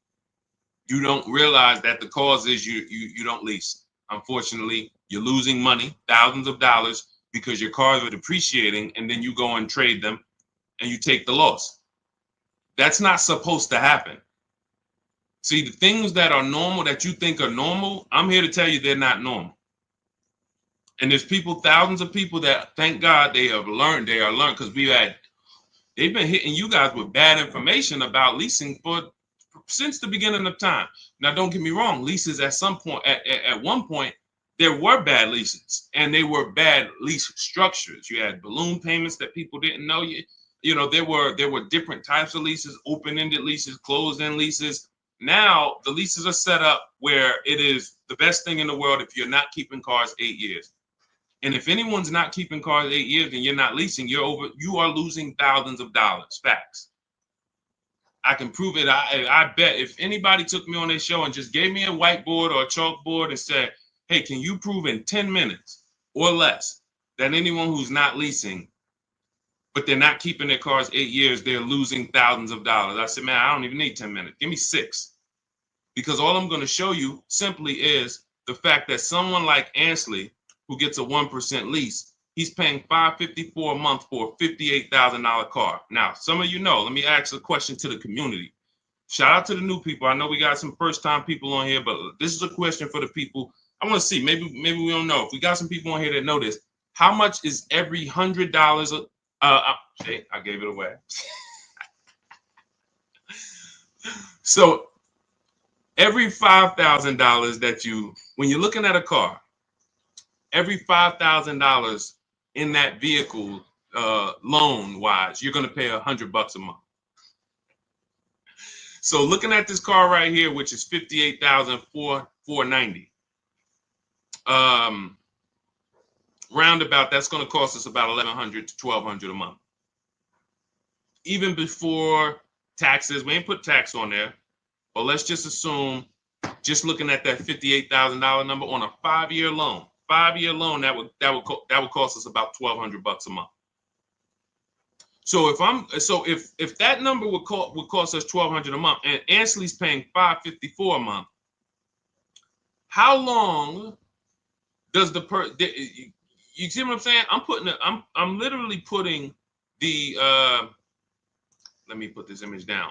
As soon as I put those two up, I'm just gonna put the actual chalk down and walk away from the board and let people look at that and let them soak that in. 2 people, both got Infinity trucks. One leases it for $554, no money down. Another person gets the identical truck and leaves the dealership paying $1,100-$1,200 a month. Sit that right there for you guys. And I will let them look at that and say, wow, okay, come up with their questions, because their programming is going to make them say, well, but he's leasing it. And okay, so now let's address the follow-up things. If this person is leasing and paying half of what this person is paying every month, then what stage does the person who bought start to win? And in which case we'd add up those payments, we'd see, and it comes out to 8 years. Because once you put those payments up, it's going to take you so long to catch up with me if I'm paying $554 and you're paying $1,100. That's it. The first thing that should get you with leasing is, wait, I could drive this car for this payment? That's the first thing. There's more to this than that. There's more to this than that. But the first thing that should attract a person, make their ears peak up, is I'm driving that same car and you're spending $300, $400, $500 a month less than me. Welcome, Marilyn Birdman. I see you. Welcome. I see the new follow. Thank you. That should be the first question that comes in your mind is, wait, something's off. So now let me get my questions answered, because if you're driving a vehicle for $300, $400, $500, $600 a month less than me, and I got the same vehicle, now I have questions. Can I drive as much as I need to over the next couple years? Sure you can. Okay. What if I need to drive 20,000 miles a year? Okay, well, the payment goes up slightly, but you're still way less. Instead of being $400 a month less, you're $350 a month less, or now you're $300 a month less. So no matter what, leasing is a play for payments and brand new cars. Every lease you get is a brand new car. Some people ask that. Oh, well, can you lease a used car? Yeah, it's not a mainstream program. 99.99% of leases, you're driving off the lot in a brand new car, paying less than people are paying for used cars. Similar, recent model 3-4-year-old used cars, I'm going to pay less than you, and I'm going to drive a better car than you. That's what we just did.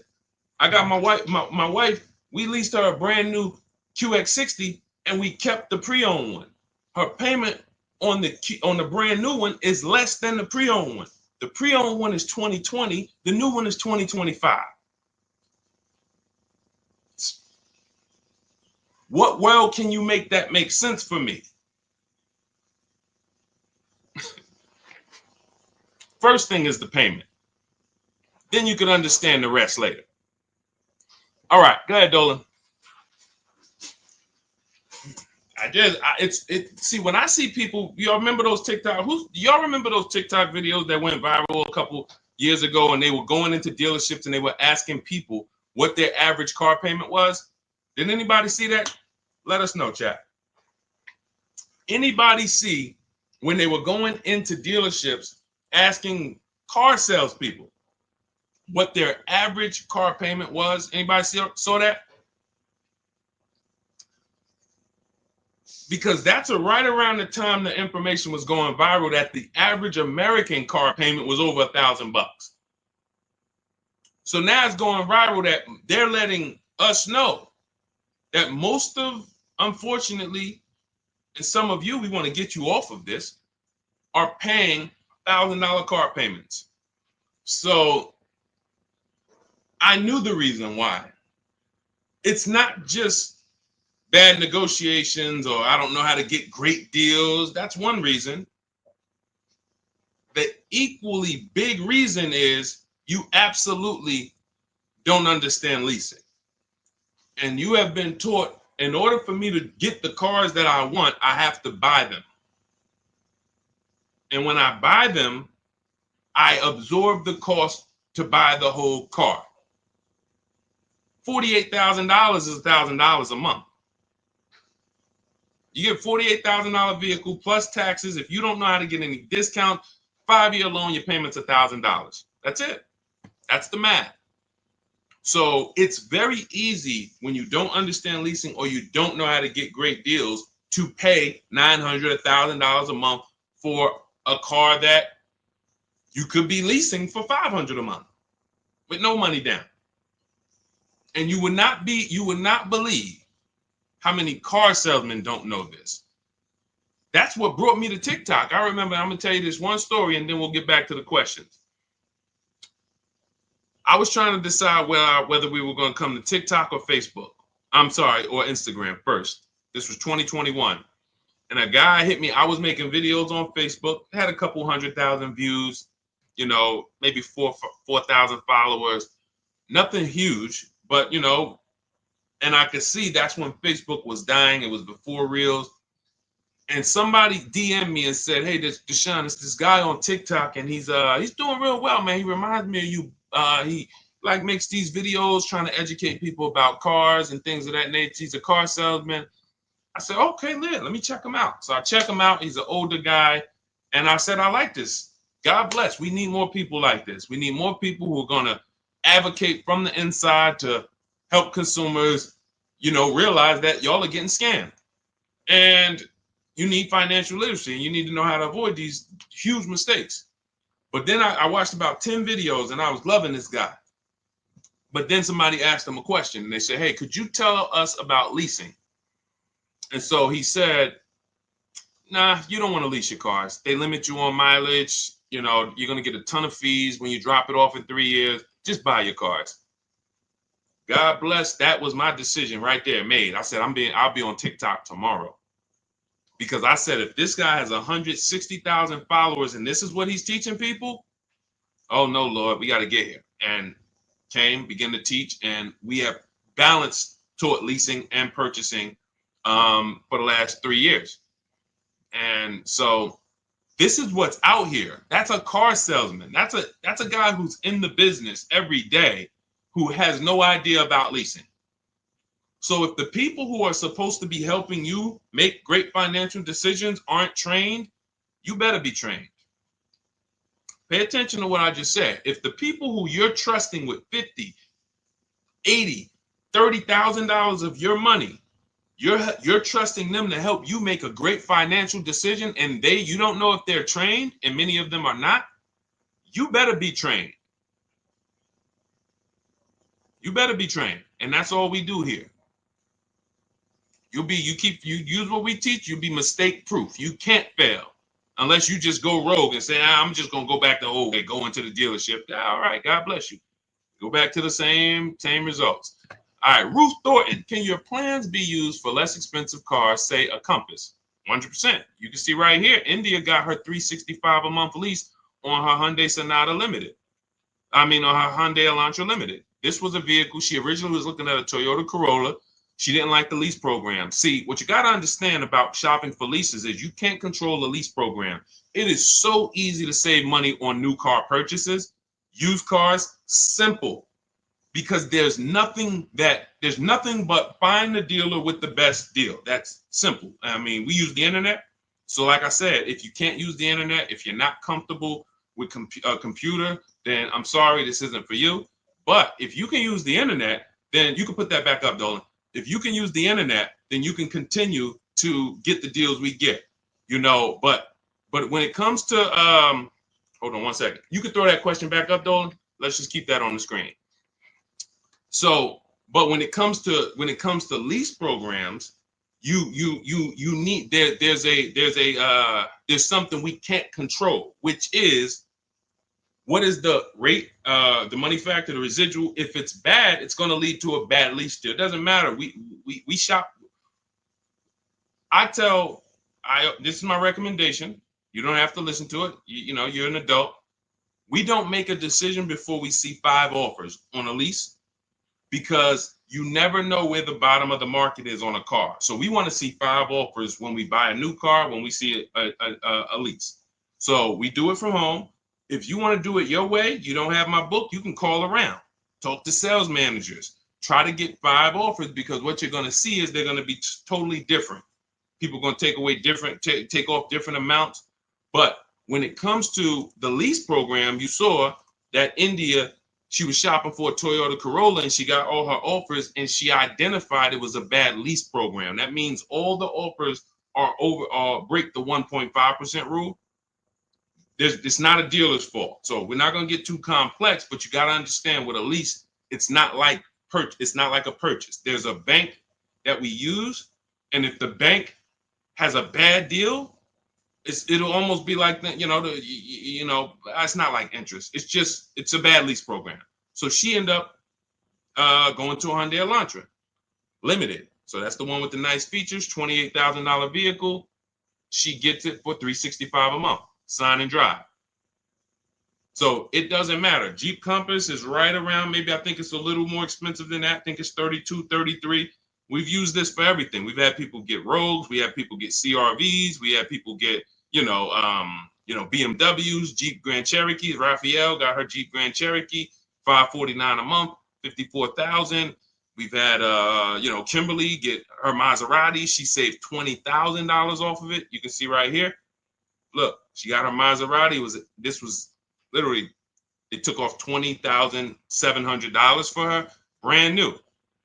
So it's for everything. Somebody asked earlier in the show, is this for like, exotic cars? Can we use this for like exclusive cars? For sure. Bentleys, doesn't matter.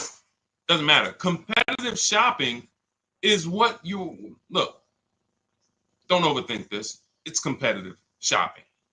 That's all it is. We just have a formal system for competitive shopping. That's what it is. We have what we believe is the best system in the world until someone can show us that they've gotten more results for the public.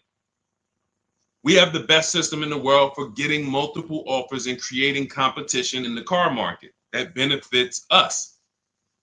So you could throw any car in there, system is going to work. So everything that we teach is out of my new book. If you guys are like, Deshone, this is a lot. Can you give me the step by step? Can you give me the playbook to where I can look at this and kind of go through my checklist? My book is written as a checklist. It's a digital book, and you can. It's called Cars from Home: 7 Steps to Saving Time, Money, and Avoiding Dealerships. And it's normally $97. You can get a copy for the next 30 minutes for 75% off, which is $24. So if you get, that's my welcome offer to you, but it's only for 30 minutes. So if you grab your copy, you can go to my TikTok bio, my Instagram bio, the Facebook comments, or the YouTube comments. We have a link there, and you can activate your 75%. Now, for those of you who are like, Deshone, I see you sharing a lot of pictures. Where are these pictures from? This is from our private group. I've been coaching people through our courses since 2021. We created our Cars from Home Done With You, because some of you have a different learning style. You like, instead of reading, you prefer step-by-step videos, short videos, 3 minutes, 5 minutes, to walk you through the process. And then you want community that can support you. We have our private Facebook group with I think we got about 1,500 people, almost 1,600 people in there. And then we do a coaching call twice per month, every, first and third Wednesday. We jump on a Zoom call so people can get their questions answered with me. So if that's your style, you'll see the link there. You can just hit Shop with Deshone. Now, you do have to qualify for that. That program's not for everyone. But if you click there, go watch the video, and you can see if you qualify for that. So I don't care how you save the money, how you eliminate the anxiety. If you find a more creative way than the Cars from Home system to buy cars and guarantee that you got the lowest price in the market, from home, then God bless you, do it your way. But no one is able to guarantee that they're getting the lowest price in the market. You negotiators, you're losing, because here's what I'll tell you. If you came out of a dealership and you said, man, Deshone, I just beat them up in there, man, I got a great deal. I said, let me ask you a question. Would you bet me $1,000 that I can't find a better deal than the one you just signed? Give me, would you take the bet? So you come out confident, man, Deshone, I've been working them over for 3 hours, man. They took off $6,000, whatever, $10,000. My question to you would be, would you bet me $1,000 that I can't find a better deal than the one you just got from home? Most people are going to not take that bet, right? Right? Because they don't have the guarantee. They don't have what we call deal assurance, price assurance, which means they have buyer's remorse. See, I'm happy with my purchase until you ask me to guarantee that I didn't leave money on the table. But watch this. What you're going to be doing different is you're going to be so confident in the way dealers are bidding. When my dad picked up his Palisade yesterday, when we got this Infiniti a couple weeks ago, We guarantee you. I come at that dealership with my new vehicle, and you can say, hey, bet me some money. Would you bet me $1,000 I can't find a better deal than this? And I would say, can I bet two?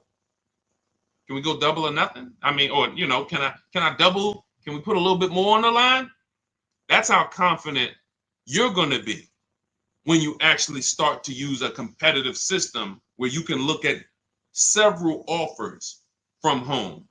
Another thing our system does is make you see that, okay, 4 out of 5 dealers are overpriced. See, you hear people say, oh man, I went to Nissan, they're overpriced. Nissan want too much money for the Altima. No, you went to one Nissan independently owned franchise and you got a price from them. You didn't go to Nissan. You're not dealing with corporate. You went to one franchise. That's like going to one McDonald's and you had a bad experience. And McDonald's is not good. They don't treat us good. No, that one McDonald's on Main Street in this city, you didn't have a good experience with. Every single dealer is different. Some of them owned by the same people, but they still compete. So what you are going to do now with the Cars from Home system, whether it's the book or whether it's, listen, and look, you do it your way. But if you don't start to create competition, you'll never get rid of your buyer's remorse. You're never going to have price assurance and confidence that you didn't get scammed, that you didn't overpay, that you didn't get enough money for your trade-in, that you didn't, we didn't get the question yet today, but hey, is this a good interest rate, Deshone? Like, all of this stuff is buyer's remorse questions. When I drive my car off the lot, that's why people don't talk about the price they pay when they leave. Once we drive our car off the lot, I never want to have buyer's remorse concerning price, and I'm never going to have it. But if I was to ask you about the price on your car, hey, can I see, I run into people. I was just at the dealership yesterday. I was coming outside and the young lady was out there. She said, oh, hey, I follow you on TikTok. I said, hey, God bless you. I said, you picking up something here? She said, yeah, I'm getting this used car, but then they like the price online was 19 or 16, and then they telling me all in is 21. And I said, you didn't verify fees before you came? She said, no, well, I got the cheat sheets.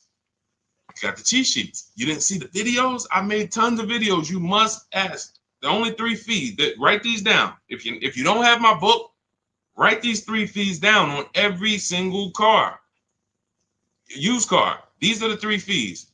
Documentation fee, tax, motor vehicle fees. That's it. Everything else is made up, and you need to verify before you go there. You don't do this online and say, and then come into the dealership. That's why they do it. They do it because they know people are going to see that price, not even call the dealership, come in, and then get hit with a bunch of fees. So unfortunately, yes, she follows me, but she hasn't gone deep to see that that's a rule we don't break. I will never go to a dealership on a used car without verifying fees before I get there. That's a recipe for wasting your time, because I'm not going to buy it. I'm not going to buy it. You're not going to get me here, and then I'm not going to $2,500 in fake fees. I'm not buying it. So, because some of you said, well, Deshone, I'll just get up and walk away. Well, the bad thing about that is you still need a car. So what you did is you allowed someone to waste your time, and while the good car was selling, you were there dealing with the bad car. The good car that didn't have the fees and that was the real best deal, you missed that because you're here dealing with this. But from home, on the phone, verifying fees, we know this is the best deal. When I get in the car and drive to a dealership to see a used car, by the time you're getting there, you should know this is already the best deal. And all I need to verify when I get here is that this car drives good. But I know the price because I've done that from home. In my book, we teach a system called the multiple marketplace system. That's how we shop for used cars. It's different than when we shop for new cars, because with used cars, there's a couple things you have to know. You have to know this. You have to know the title history. Write these things down. I'm wondering who's writing it down, but I can't worry about that. I know this. I just gotta, I remember. Never mind. I'll go off a tangent. So you need to know the service records. You need to know the accident history, and you need to know what the title looks like. That's how we screen down for quality. The quality of the car. Is it a rental? Is it a ex-loaner? Is it a corporate lease? Is it a hang on, my alarm was going off. Is it a salvage title? Is it a rebuilt title? These things are not the same. So we need to look at that title, the service history, and the accident records, and then we move into looking at price. And and some of you, who's bought a used car in your life? I'm going to tell you something right now that I guarantee you're going to be like, wow, that makes sense, but you never did it. If you bought a used car before in your life, I want you to type the letter U. I want to specifically talk for a quick second before we go to the next question to the people who have bought a used car or you're planning to. Type the letter U. Because if we don't have, okay, I see you, Ty. Everyone if you have bought a used car or your next vehicle you're going to be shopping for is going to be a used car, type the letter U. I see you, Marcus.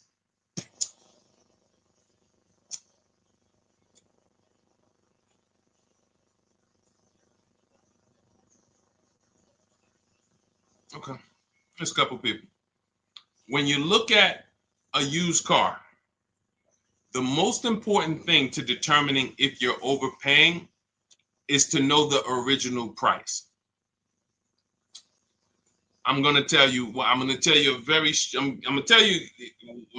what I did with my used Infiniti that we got a couple years ago, and you'll see why this makes sense. When I was narrowing my search, I told you how we narrow the search. We narrow it from accidents, service records, title history, but then we narrow it down. You put your mileage in there. Narrowed it down to 4, and I was looking at 4 white Infinitis. They look similar, and they were all between 30 and 32,000, so they're pretty close in price, between 30, 32,000 in that window. Now, most of you would have made a bet, would have just went with your gut here. You'd have just said, okay, well, these look similar. They all white. I mean, all right, let me go take a look at this one. I like them all. You would have made a horrible decision. I'm going to tell you why. Once we found out the brand new price, first of all, now I can see the equipment that's in the car. I remember when I was at the dealership, people would come in, replace their car and be like, Deshone, on the next car, I want the remote start. And I'm like, hey, I'm sorry to let you know, but you have remote start on this car that you're getting rid of? I did. Yeah. So they didn't even know what was in the car they had. So that's another reason to get the original window sticker or the original equipment list. But even more important than that is I get to see what was the cost of the car brand new. So once I did that, I saw that one of the Infiniti trucks was 46, one was 48, one was 52, and the most expensive one, brand new wise, was 54,000. And it had a ton of equipment in it, special cameras, sensors, and that stuff wasn't easily visible looking at the listing. Now you look at what the discount is from that price. That's something in my book. For those of you who have my book or will be getting it to shop for your used car, you'll see something we created called the true value discount.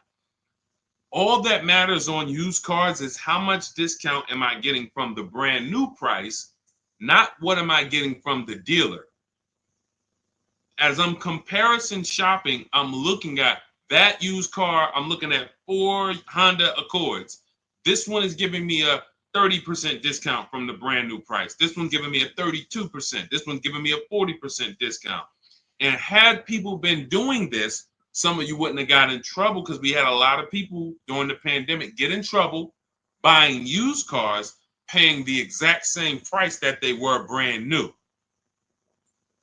Our people wasn't doing that, but for those of you who unfortunately you didn't know how to shop and you went out and you thought I could go out here and deal with this market, and unfortunately that was a horrible decision because we had people buying Toyota Camrys for $27,000 that brand new was $28,000, and they were 3 years old. And now those same cars right now are worth 12 or 10, but the person still owes 25 or 24 or 20. So it's a horrible situation.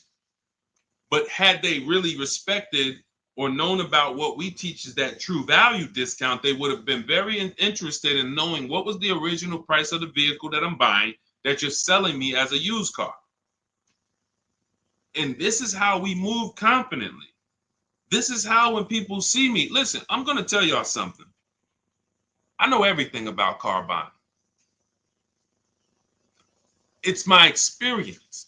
My dad was picking up his Hyundai truck yesterday. God has blessed me with the experience, and I've worked for incredible people and I paid attention and I asked questions, and then I began to teach. Anyone in New Jersey who bought a car from me when I worked for Mercedes, they will tell you I've been this way. I was this way the last 3-4 years of my career because once I left Ray Katina, I had the knowledge to teach. So now, my dad's picking up his vehicle yesterday. He's signing for the Palisade. And he calls me, he said, Deshone, I thought you said the first month's payment was included. I said, it is. I said, all right, I'll be right there. He's taking a shot. That's what they're supposed to do. I don't blame them. All the best finance managers take a shot. What does that look like? Hey, okay, Mr. Jones, okay, perfect. Yeah, your monthly payment every month is going to be $439, and then you're putting $3,000 down. How do you want to pay the first payment? I thought it was included. No. The $3,000 down. That's your down payment. But you pay at the beginning on a lease. You pay at the beginning. How do you want to pay that payment? That's going to work 30 to 40% of the time, maybe more, depending on how sleek the people are. But when I went in there, I said that, don't worry, trust me. The best the finance managers I know that have made the most money, they got to do it. Because if you ask 10 times, you'll get 3, 4, 5 times. And then it's straight. He said, where does that money go? I said, it's profit. So wait, that's just that. So if they get you to pay that $400 or $500, I said $400 or $500. When I was at Mercedes, the first payment on some of the cars was $1,200 a month. $1,400 for a GLS. Still pulling it. Hey, how you want to pay your first payment? Okay, I guess I thought it was included, but yeah, you throw it on the credit card? Sure, that's fine. All right, so yeah, we'll get you out of here in like 10 minutes. Let me just take care of this paperwork, and you literally just got the $1,200, $1,400. He just couldn't believe. That's why when we left, he said, "Man, I really see you know this stuff." That's my experience. I've been in this since 2006. I've got more time in dealerships and in finance offices and things that isn't. And I ran my own. So when I'm giving you the game and you say, "Man, I get to access what this guy knows for $97 in his book," or if I get there and get a copy before the welcome offer expires, I get it for $24. That's why I said at the beginning of the show, we're trying to get you to believe in yourself. This is step by step from home. No one can bust into your house and say, "Hey, put that book down. What are you doing using this guy's stuff?" So you just have to believe in yourself because we're winning. I'm winning. I'm the person who they call for cars. My family still do it, but everyone who knows me, look at JC. These are people who, once you see, wait, I can't get this anywhere else. Then we can start to get you in the mindset to just believe that, okay, let me just trust that I can actually succeed using this so that I can start to enjoy my car shopping. That's really the name of the game. It's a shame for you to spend $10 to $100,000 on a vehicle and you just tolerated the process. We enjoy it and we love the deals. All right, so I don't know how I got on that, but that was good. So, all right, Dolan, throw up another one. Let's see what we got. I wish I knew this before. What am I paying for my Audi today? I could have leased a Porsche. JC, I like that. Hey, listen. JC said, I wish I would have known. Unfortunately, JC didn't know about leasing. And again, I would say, JC, 17 million new cars are sold in America every year in a healthy market. 40 some odd, maybe 42, 45 million are used cars are sold every year in a healthy market. We know that number, because you can only lease a new car, that 17 million number, if we was to ask those 45 million, how many of you are keeping your cars 8 years? I would say on the low side,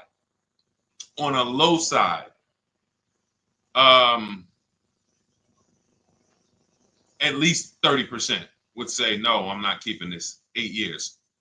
So that means out of that 45 million who are buying used cars, or you take some of the 17 million that bought brand new, but I feel like that 17 million new cars every year should be like 30 million. It should be at least another 10 million people who are leasing because they're not keeping their cars, but they just don't know how much money they're losing. And your story reminds me of my neighbor. My neighbor, he had a Kia Telluride, the Kia truck, the Kia SUV, and he was financing it.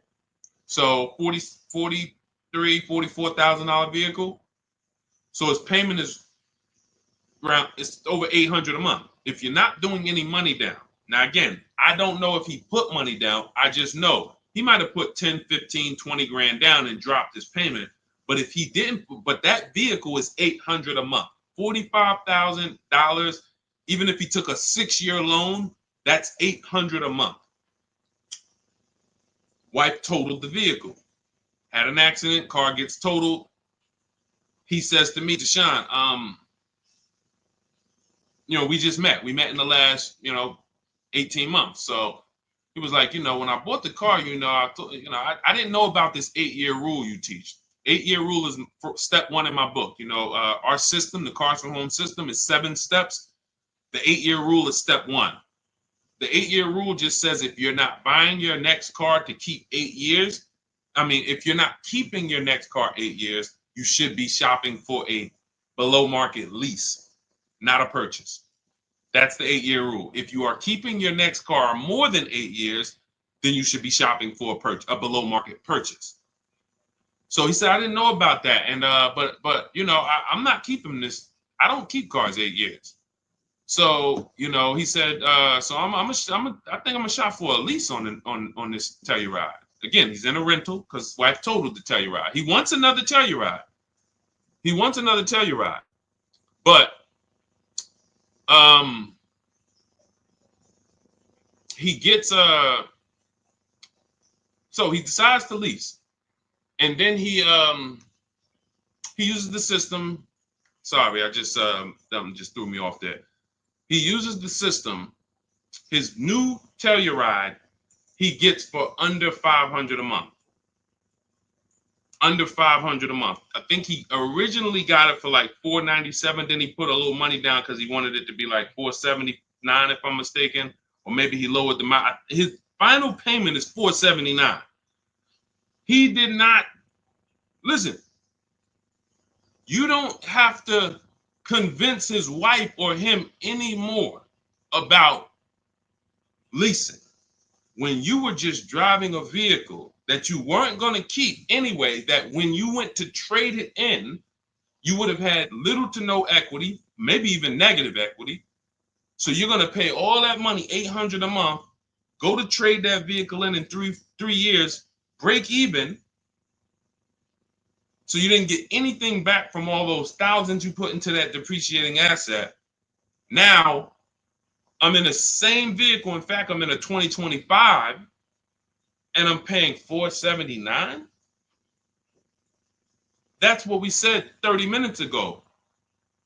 Leasing is the first thing that should make, like you just saw JC. That's why we had JC's comment up, because this story is about him. He said, what I'm paying for my Audi that I finance, I could have leased a Porsche. And we've had several people who got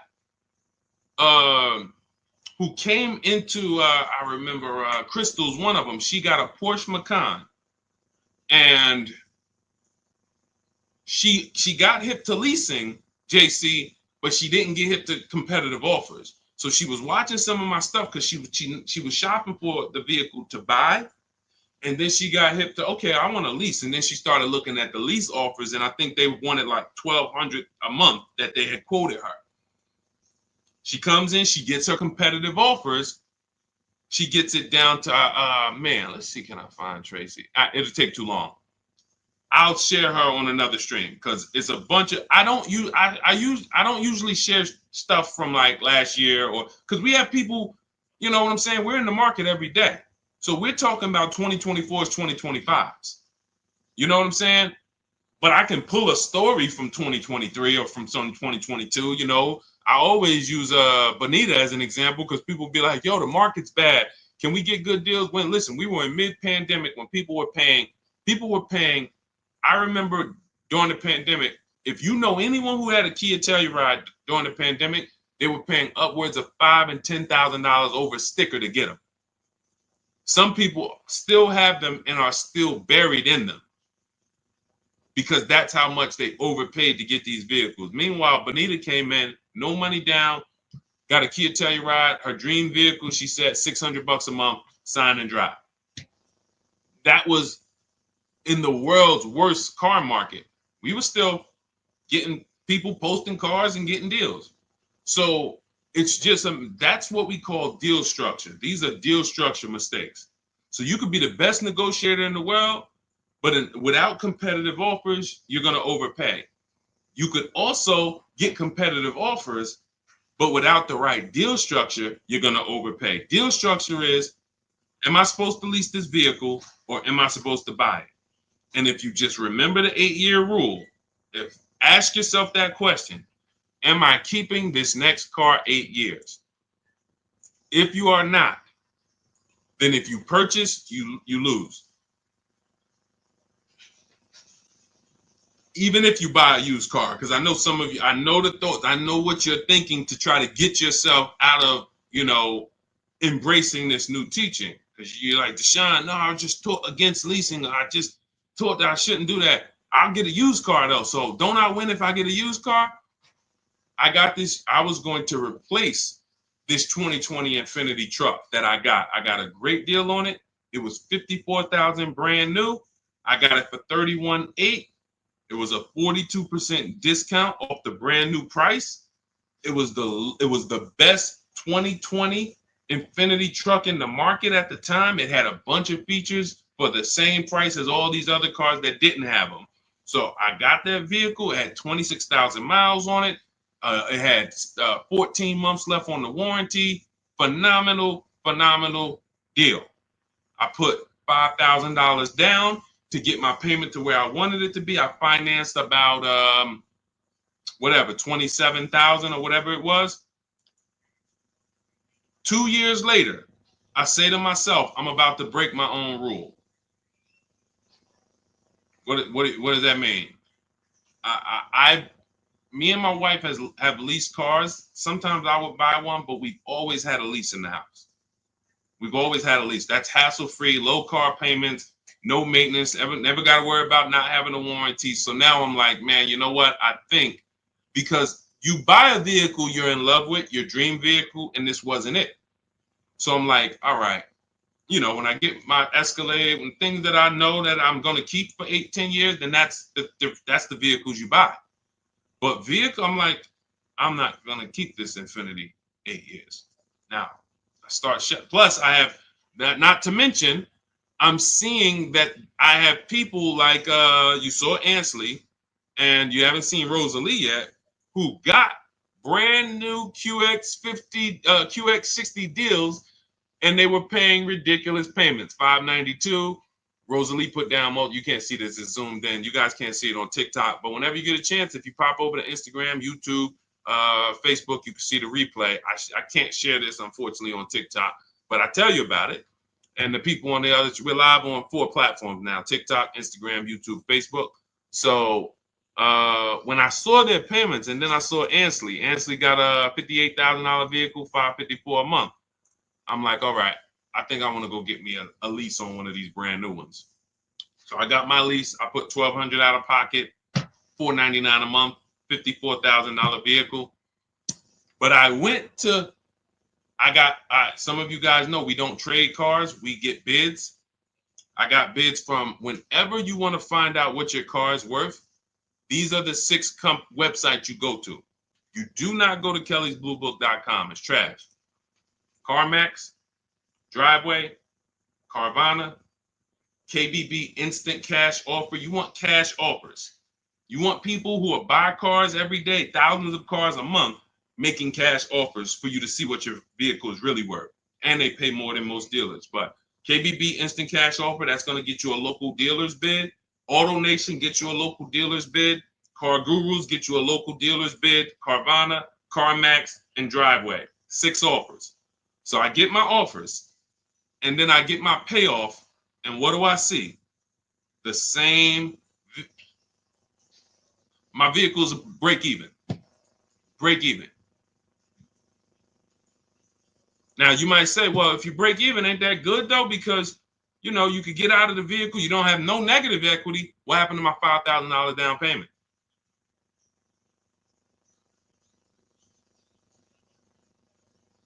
So I'm watching people who I'm teaching who are out there shopping the market, pulling up in their brand new vehicles, and I'm like, now this is the same vehicle that I have a 3-year-old version of, and I'm like, wow, we have the same car payment or similar car payment. So some of you who think you're gonna get I buy used cars. That was the whole purpose of why I went here. Deshone, I buy used cars though. Well, you didn't get a great if anything, I got as great a used car deal as you would get. It's not better considering what I saved off of it. I put $5,000 down, 6-year loan, because I plan on keeping the car. 2 years later, we look up, $5,000 down payment's gone. You can get out of it, but you not only did and that's the deal. When you buy a used car, thinking you're gonna escape the 8-year rule, yeah, Deshone, I'm not gonna lease, but I'm gonna get me a used version. And all you do is pay the same money to drive what a person who's got a great lease deal pays to drive a brand new one. And yours is gonna have issues because you're not gonna have a warranty. And then you had to deal with that. So I put tires on the car. I didn't even include my $5,000 down payment. I didn't include that I replaced the tires and the brakes on the vehicle in the last 2 years. So let's say $7,000 that if I sold, I take the $7,000 loss.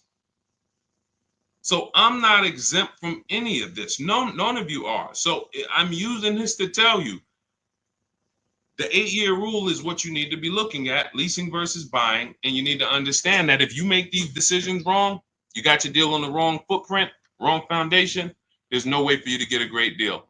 You must ask yourself that. It's a depreciating asset. You've heard that for years. This is the practical application of how to make sure you win with it. So people say it's a depreciating asset. So what do I need to ask myself? How many years am I going to keep it? If somebody was selling you a financial product or a stock or something and they said, hey, bad news, for the first 6 years, this stock is going to go down in value a lot. But after the 6th year, it starts to go up. And by the 10th year, you start to make money. But you got to hold it for at least 10 years. Then if you went into that process and you bought that product and you got out of that in five years, then you lose. It's a depreciating asset. You're getting something that, in the case of a car, it never comes back up. So the only way you win with cars is with long-term ownership. 8 to 10 years, that's when you win. And there's no one who can convince me otherwise. This is a numbers thing. See, what we do here is we talk numbers. All the people who given you this horrible financial advice, they never speak numbers. They rant. Oh, leasing is renting. Oh, leasing is borrowing. Leasing is for people who like debt. Oh, borrowing cars. These are people who, unfortunately, they're just incorrect. And I'm not in a position where I could be on a panel with them. If I was, it wouldn't take me long to make light work of them because they don't talk numbers. So we can't have a financial conversation about somebody who doesn't understand numbers with the subject matter that they're speaking about. So if you're like Deshone, how do I get every single thing we teach in like one place? That's my new digital book. It's called Cars from Home, 7 Steps to Saving Time, Money, and Avoiding Dealerships. It's normally $97. It's 5-star rated. You can Google it. But for the next 30 minutes, you can get 75% off. That's my welcome offer. That means you'll get it for $24. But if you get there, you got to get there before the timer hits zero. Once it hits zero, the price does go up to $97, and it's worth every penny. If you miss it and you're like, Deshone, I need the information, and hey, I missed the welcome offer.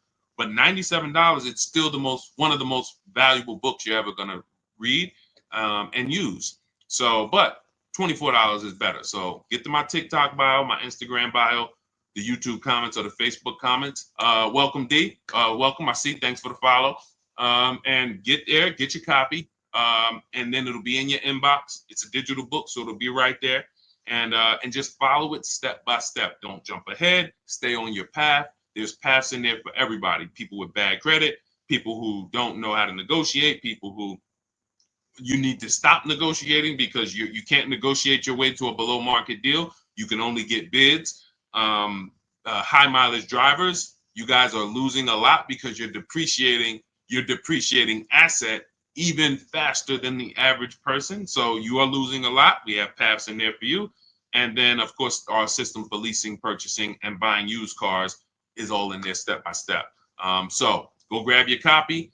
75% off in my TikTok bio, the Instagram bio, the YouTube comments, or the Facebook comments. For those of you who are like, you would rather work with us and try to see if we can qualify to shop together, just click that button that says Shop with Deshone. That's for you who are like, you rather watch videos instead of reading. You prefer 3 to 5 minute step-by-step videos, and you prefer a community. We have a private Facebook group. That's when you see all of these people that I post their cars, they upload their cars and their deals to our private Facebook group. It's called it's called a graduation. So the first time you get your car using the Cars from Home system, you're a graduate. And then after that, you're an alumni. And we just had Sheree. Sheree is probably our most successful alumni. She just got her 4th car. She joined us in 2022, and she just said she's seen things get easier and easier. And when you join the Facebook group, you'll see her like right at the top, 4th car. So this is the world we want you to experience. Peace of mind and really, So if that's something for you, you can click that button in those same links that says Shop with Deshone. See if you qualify. And other than that, we'll be back on another stream. Thanks for checking in. God bless you.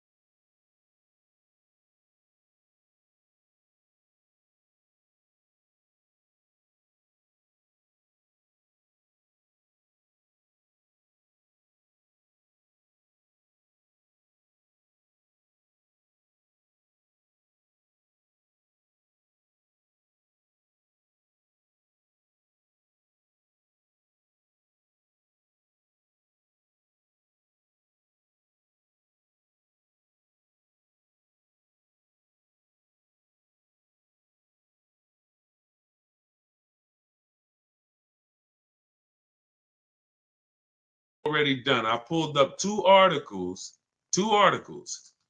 and I've been warning people to sell their electric vehicles before the election. If you go to Google and you just type in this simple term, electric vehicle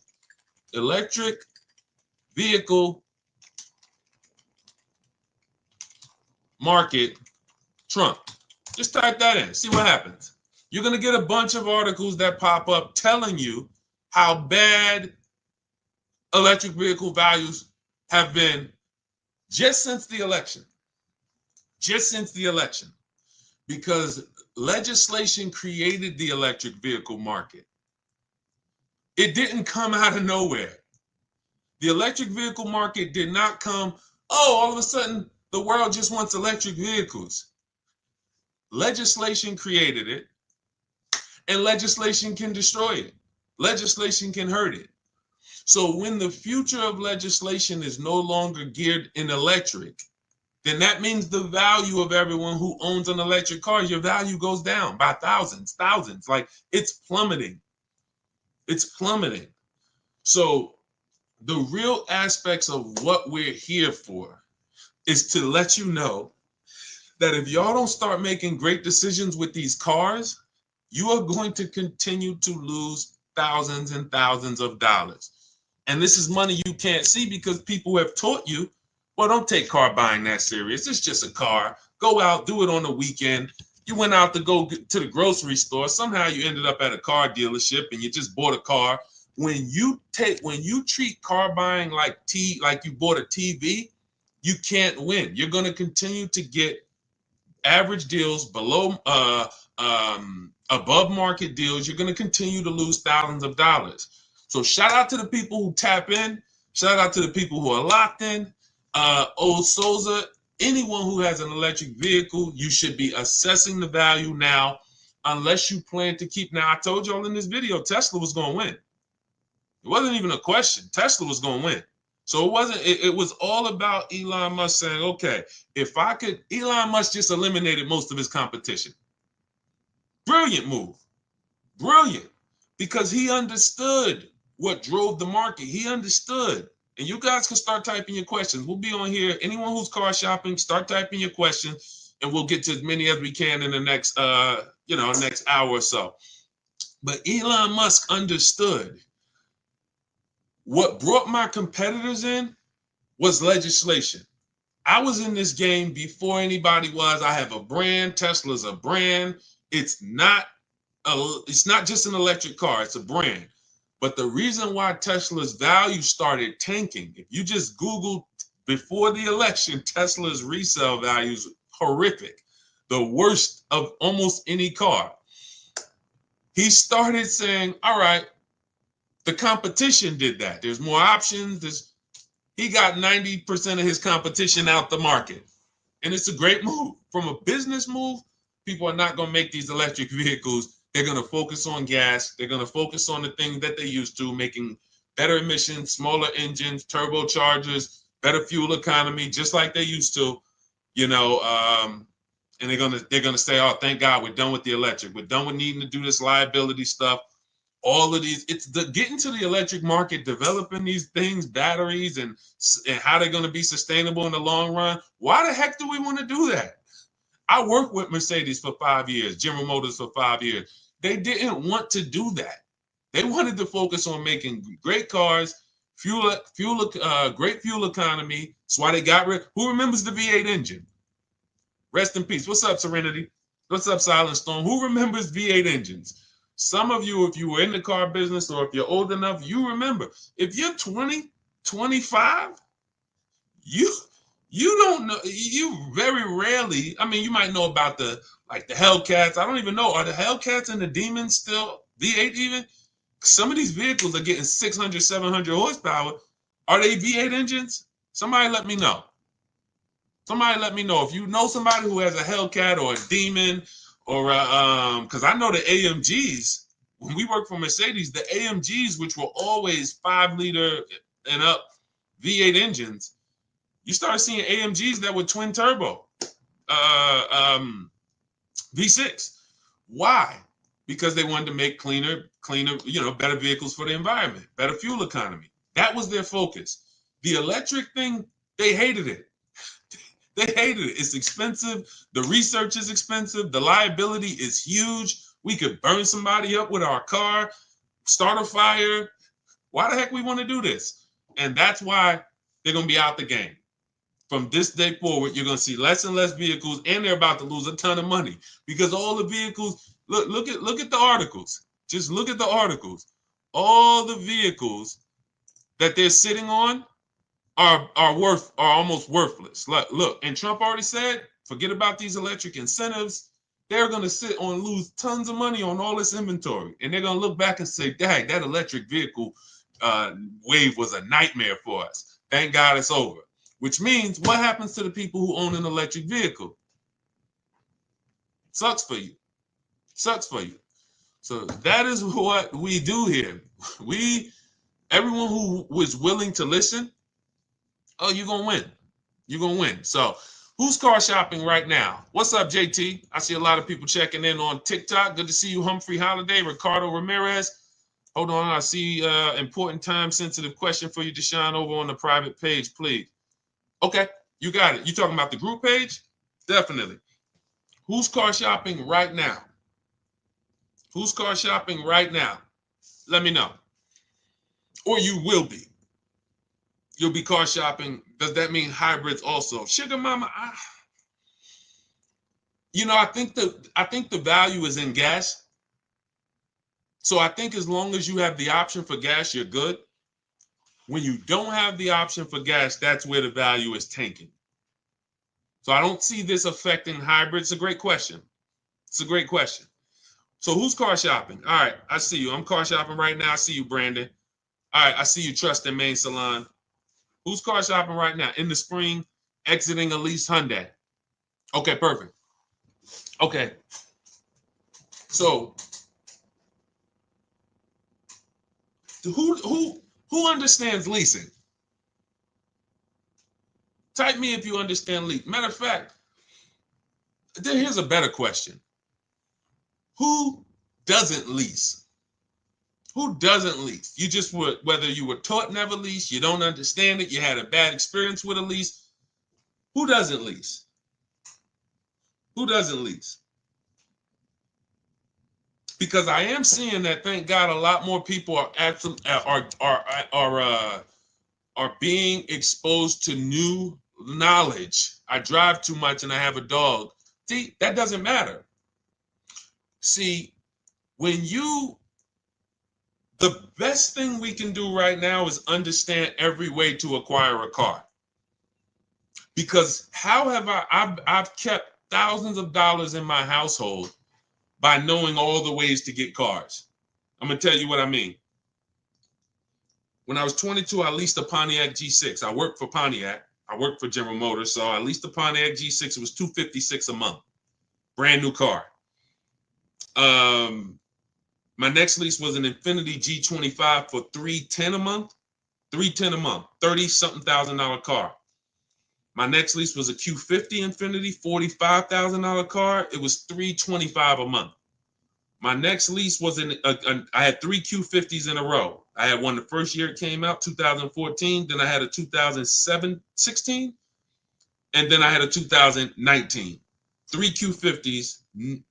Payment was $345, $365, and I think my last one was like maybe $390. Never over $400. Why is this so important? I watch my friends drive garbage for $500 per month. And when I say garbage, I mean vehicles that were, let me give you an example. And I don't mean, let me be clear. This is how big of a difference below market leases are, because people don't know how to get them. Somebody was on my page earlier talking about, hey, these lease prices that he talks about getting are not possible. They're not possible for you. I said, bet me $1,000. I said, you want to bet me $1,000? Jump on my live today. Bet me $1,000. I won't show you 20 people who are getting the same below market lease prices that I talk about. Danielle, Kimberly, Charles on his Palisade. Look, Zafrina on her Jeep Grand Cherokee. Melissa on her Hyundai. Jen. I never heard from them. Why is this so important? Because when you buy a car, you're buying the entire car. You have to pay the entire car, and it's expensive. It's expensive. The reason why, when I watch my friends who had a Toyota, she had a Honda Civic, and she was paying $500 a month because that's what it cost. She didn't get a bad deal. A $23,000 Honda Civic costs $500 a month. That's a norm. That's what it costs. Every $5,000, some of you guys know, is about $100 per month. So she's paying $500 a month. I'm driving a $21,000 Pontiac G6. I'm paying $256. Who understands? Who understands that for any family, paying $256 a month versus $500 a month, it matters. Now, if she was paying $500 a month and she was driving a much more expensive vehicle than me, that's different. We're driving a similar price vehicle. But for some reason, you were taught to buy your cars. Now, there's a place for people who buy cars. We're going to get there. Because some people say, oh, Deshone, should everybody lease? No, they shouldn't. We'll get to you. We'll get to the people who should not be leasing. But we don't have a problem in this country with people leasing when they should be buying. We don't have that problem. Thank God I get to talk to 2 million people all across my 4 platforms. Between TikTok, Instagram, YouTube, Facebook, we got 2.3 million followers. We've been talking to thousands of people for 3 years. I get data. We do not have a problem with people who are leasing, but they should be purchasing.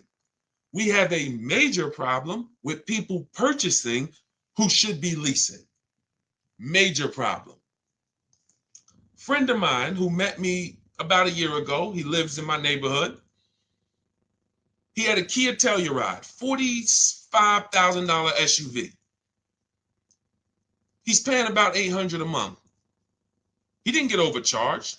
That's what it cost. Unless you put a ton of money down, that's what it cost. He totals his vehicle. His wife totals it. He said, Deshone, I noticed this 8-year rule you teach, which is if you don't keep your cars at least 8 years, you should be shopping for a below market lease deal, not a purchase. He said, well, I don't keep my cars more than 8 years. I said, so what's your next move? He said, so I should be shopping for a lease. I said, exactly. He shops for his lease. He had a 2022 Kia Telluride. Paying what? What was he paying? Let me see who's paying attention. What was he paying? Y'all know we dialogue here. If you're new here, we'll do a welcome shout out to the new people. But I'm talking to the people who tap in. You know we dialogue. You got to stay close to your keyboard to get a lot out of what we do here. To the people who want to save their money. There we go. 800. Thank you, Sugar Mama. Thank you, Deshone. Thank you. I see you. So he's paying 800. Vehicle gets totaled. See you, Dark Star. He says, all right, Deshone, I'm going to shop for a lease. His best deal when he used our system, he reached out to 25 dealers online. He got more than 5 offers back. His best deal was $479 a month.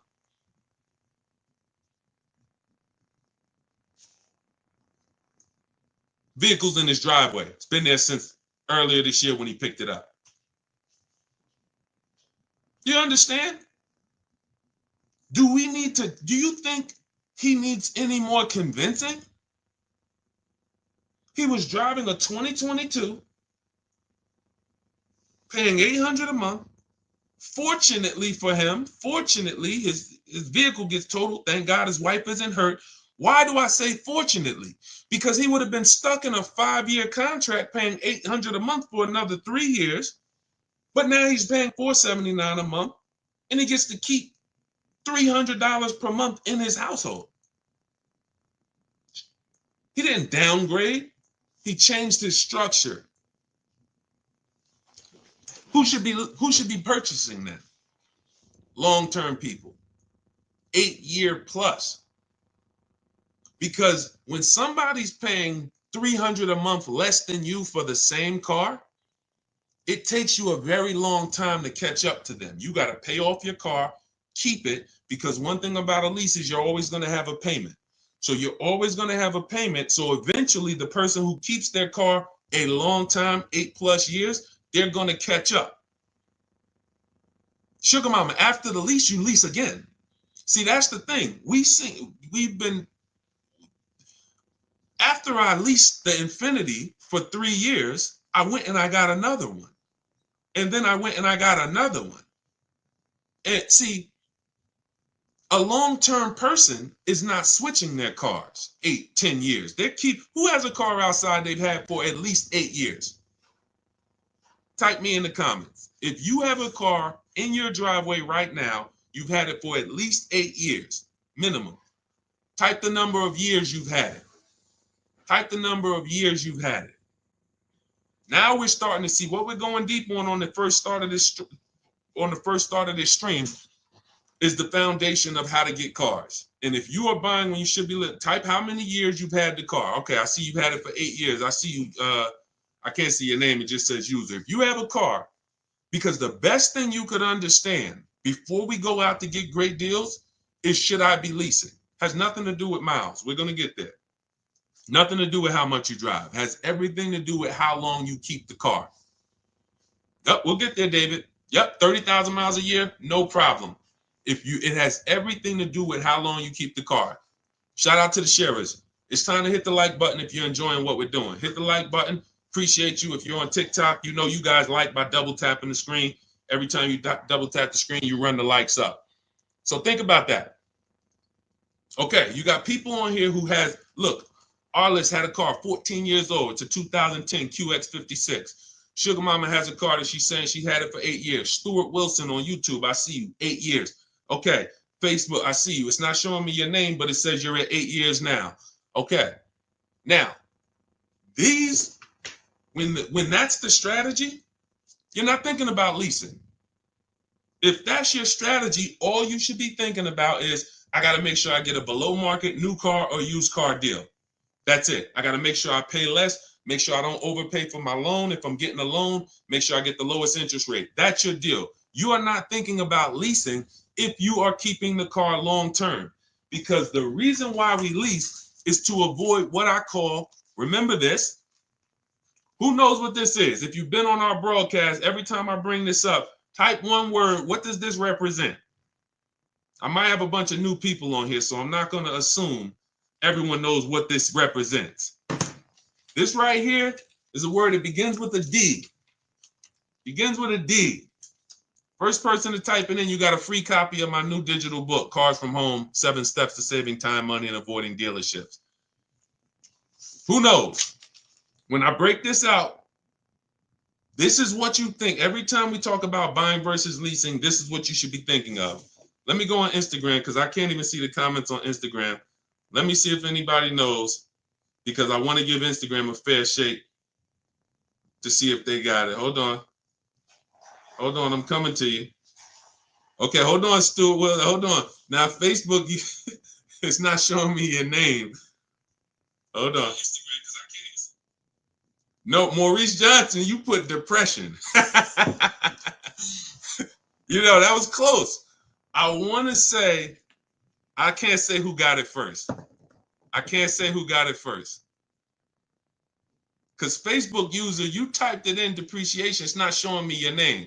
Yes. Thank you, thank you, thank you, thank you, thank you. I can't say, maybe I got to look at all the comments. I think it says you Facebook user, but it's not showing me your name.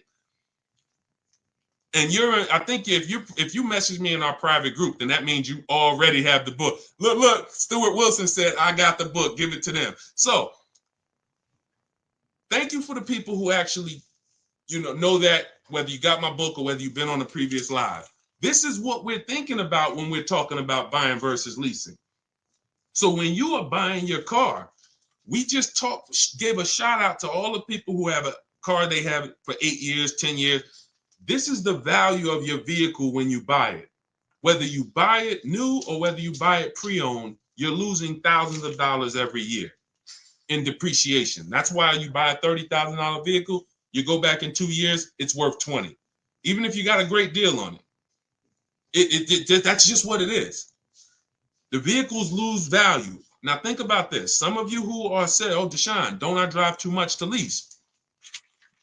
You're depreciating your vehicle whether you buy or lease. And with you guys, with the high mileage drivers, your depreciation is even much more drastic because you're destroying the value of the vehicle in a short term. You go out, you put 30,000 miles a year on a car. That's 90,000 miles in 3 years. Who is that attractive to the next buyer? That means no, that's not attractive. So when you go out and you drive high miles and you think, well, because I bought my vehicle, I guess I'm okay. No, because the asset, the depreciating asset that you actually own, you have destroyed the value of it. So if you went and paid cash for it and put, cash into it, you would see how much value you lost. The name of the game, and remember this is the moral of this story. The name of the game with deciding whether you're going to buy or lease is, how am I going to beat depreciation? Am I going to do like what the thing about these people who've had their cars a long time, this is what their depreciation looks like. If their value today is 7,000, a year from now, it's probably going to be 6,500. They're not losing much. Everyone, Stuart Wilson, you've had a car 8 years. A year from now, it's going to be worth a little bit less, not a lot. You're not going to lose thousands of dollars like when you first bought the vehicle. So what you do when you buy your vehicles and you lose all of that money in depreciation, and then you turn around and instead of getting to what I call the reward stage, which is what these other people are at, they're at the reward stage. Vehicle is not depreciating much anymore. You go and turn around and go get another vehicle. You're like a kid at the playground who just wants to keep going on the sliding board. You go on these 5 and 6 year sliding boards where you take out all these loans to pay these cars off, 5, 6 years, 7-year loans, God forbid. You pay them off. You ride that depreciation down. Your vehicle was worth 30. By the time you end up paying off the loan, it's worth 12. Then you go and turn around and you do it all over again. It's a constant loss of thousands of dollars because you're paying a lot more than a person who would be leasing would pay. So what's the moral? If you don't buy your cars and keep them 8 years, you shouldn't be buying. It's that simple. It's that simple. Nothing to do with miles. Everything to do with time. Here's an example of somebody who got a high mileage lease, above average. Jen. Jen gets a below market lease on her Honda CR-V hybrid. I always tell you guys, when you shop for your leases, we always shop with 12,000 miles per year. You must get 5 offers. Because if you don't get 5 offers on any car, and this is for used cars, this is for new cars, this is for leases. Cars are not, it's not like the Apple store. And then y'all start typing your questions. What we'll do is I had to lay out this foundation, and then we'll start going into questions. But without the right foundation, you're not going to be asking the questions you should be asking. So some people think, you might have been taught, or you might have been programmed to think that, all right, somebody will say, Deshone, I went to Nissan. They gave me a quote for a lease. Nissan is overpriced. Thank you, David. Nissan's not overpriced. That one Nissan dealer is overpriced. So if they got you to think that every Nissan dealer is one price, you go to California, that's like the Apple store. You go to California, the Apple, you want an iPhone 16, it's going to be the same as New Jersey. It's going to be the same as Florida. It's totally different with cars. One Nissan dealer has one price. Every Nissan dealer has a different price. Some people are going to charge you over sticker. Some people are going to discount a little bit. Some people won't discount. Some people are going to give you the rebate. Some people are not going to give you the rebate. It's all over. Everyone's competing, and their goal is to make you think there's no reason to shop around because we're all about the same price. We're all the same price. That's what they really want you to think. We're all the same price. But you take a look at Jen. Jen gets 5 offers. Her best offer on a $40,000, almost $40,000 Honda CR-V, $512 a month on her lease. $512 a month, no money down. We always shop for leases with no money down. Do not let these commercials make you think you must put money down when you lease. There is no requirement of putting money down when you lease. That's a gimmick. Because if they can get you to think that, then you're going to do it. But as you can see, I'm going to show you several people throughout the rest of the stream who we always shop with no money down. All we want to do is give them our first month's lease payment. We drive off as long as it's under our budget. $512 a month she gets. That's a 1.3% lease. Her payment is 1.3% of the MSRP. The way we judge great lease deals is with the 1% rule. So if your lease payment is 1% or lower of the MSRP, you stole the vehicle. Anything 1% to 1.5%, good lease deal. Above 1.5%, bad lease deal. A lot of people signing bad lease deals. They don't know it. How do we know it's a bad lease deal, Deshone? We add up the payments. Just add up the payments. With a lease, the name of the game with a lease is driving the most money. I see you, D Hall. We're gonna get to everybody's questions. I see you. We got a lot of questions coming in: Instagram, TikTok, Facebook, YouTube. Let me just lay this foundation, and then we'll do some serious Q&A. When you look at Jen, she's paying $512 a month. That was her best offer of all the offers she got. We do this from home. And then she bumped it up because she needed 18,000 miles per year. In my book, I have it's like literally a paragraph. It's called Choosing Your Miles Wisely. One of the worst things you can do with a lease is to not get the mileage that you truly need. And a lot of people do that. They'll go in knowing they need 15,000 miles per year, but they get 10. It makes no sense. Why? Because they're saving $25, $30 a month, to go from 12,000 to 18,000 miles a year. Jen is paying $50 more per month. That's it. $512 a month to 18,000 miles. Now let's just say, for the sake of you, David, if she was doing 30,000, she might go from $512 a month up to $675 a month. It's not $300, $400 more per month to get additional miles. So what we do is we shop for our leases, we get our below market offer, because we get all these offers, we choose the lowest one, and then we bump the miles up to what we need. Because you buying your cars as a short-term driver. Now, if you're a long-term driver, David, then you don't need to lease. What does that mean? Deshone, I keep my cars 8 years. Forget about leasing. You drive 30,000 miles per year. Get a below market purchase, new car, used car. There's plenty of cars, 8 times 30, that's 240,000 miles. I'd be getting a car that has a history of, being good on a high mileage, Hondas, Toyotas. There's a couple cars that have long-term records and I just drive that car. When I get to 8 years, 9 years, I'll go swap it out. But if you're not keeping your cars that long, if you get to the 3-year mark, 4-year mark, and you're like, okay, it's time for me to go and put, I know you. I spent 14 years in the car business, 10 years inside dealerships. People coming in, hey, Deshone, I want to get out of this car. Yeah, I drive a lot. Okay, how much do you owe on it? I still owe like 14,000. Well, you got 160,000 miles on it, so the car's worth like 5. You got 10 grand of negative equity. The only way you're going to avoid that is if you put a lot of money down. That's it, because you're prepaying the losses. So it's like every deal you do, you either put 10 grand down, 15 grand down. Yeah, you're not going to have no negative equity, but you ain't getting that money back. That money's gone. The car is drinking it. Like, okay, thank you for that 15,000. You won't get that back. When you lease, you're just paying a little bit every month, and you're keeping that money in your bank account. Depreciation, you're not going to beat it. That's where we're losing. That's where you're losing. Depreciation in the short term with cars is going to destroy you. It's just you can't avoid it. Some people think, oh man, my cars go up in value. I got a car with high resale value. You don't own a rare Porsche or some rare, collector's item car. We had one run, y'all, 2021 to 2023. We had one run where cars had limited supply, and we were able to sell cars for 10, 15,000 more than what they're worth.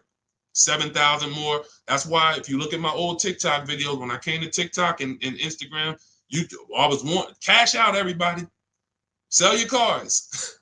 You're never going to have a time in history where we could do this again. Sell it. And we had people selling leases, making 7, 10 grand. We had people buying cars that they had just bought in 2020, turning around, selling them 2022, getting all their money back. It was beautiful. It's over. It's over. We're back to a normal market, normal depreciation, and that's just what it is. Okay? So the foundation I just laid is step 1 in my book. My new digital book is called Cars from Home, 7 Steps to Saving Time, Money, and Avoiding Dealerships. It's already 5-star rated. You can Google it. It has everything I teach step by step on how to get below market leases, purchases, new cars, used cars.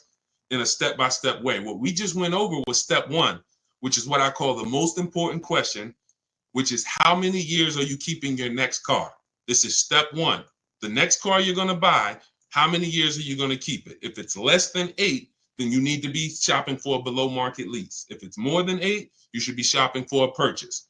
That's step one. So now, part of my welcome offer, you can get your copy of Car From Home for 75% off. It's normally $97, but if you go to my TikTok bio, the Instagram bio, the Facebook comments, or the YouTube comments, we have a link for you, and you can activate your 75% off for 30 minutes. That's my welcome offer to you. As long as you get there before 30 minutes, you got your book. It'll be in your inbox by the time you get done with the stream, and you'll have everything we teach in a step-by-step way to make sure you always get below market deals. Okay, but that's only step one, what we just went over. Now, let's get into some questions. Go grab your book, come back to the stream, and make sure when you get your book, you screenshot the thank you page. As soon as you purchase, it's a page that says open your book below. I also email you a copy, but sometimes people type in their email wrong. You're typing a little fast, and on that page you're going to screenshot is my support team's email, just in case you don't see that email in your inbox in 10 minutes. Just email my support team and they'll get you your copy of your book. Okay, but it's also on the thank you page, so you can save it to your computer. Okay, Dolan, we had a lot of questions, so let's just start pulling them up and let's get to them. You guys can keep typing your questions. Dolan's going to pull them in as much as we'll go over as much as we can. Can we go over what to do when getting a lease? We'll get to you. We got you, D Hall. We're coming. I see you, Instagram. Okay, I bought a car from a private seller. He's basically scammed me, and now I have the car with no title. What can I do now? First thing I do is make a police report. If we're talking about a seller who illegally sold a car or sold a car without a title, you don't want to be trying to do these things yourself. You want to make a police report, and you want to let the seller know I'm making a police report. Because when you start accusing people of a crime, people start to do different things when they know the police are involved. See, when we're scamming people, I had a video that I posted the other day. Somebody called me and said, a friend of mine, he said he bought a car from a dealership. They didn't honor the warranty.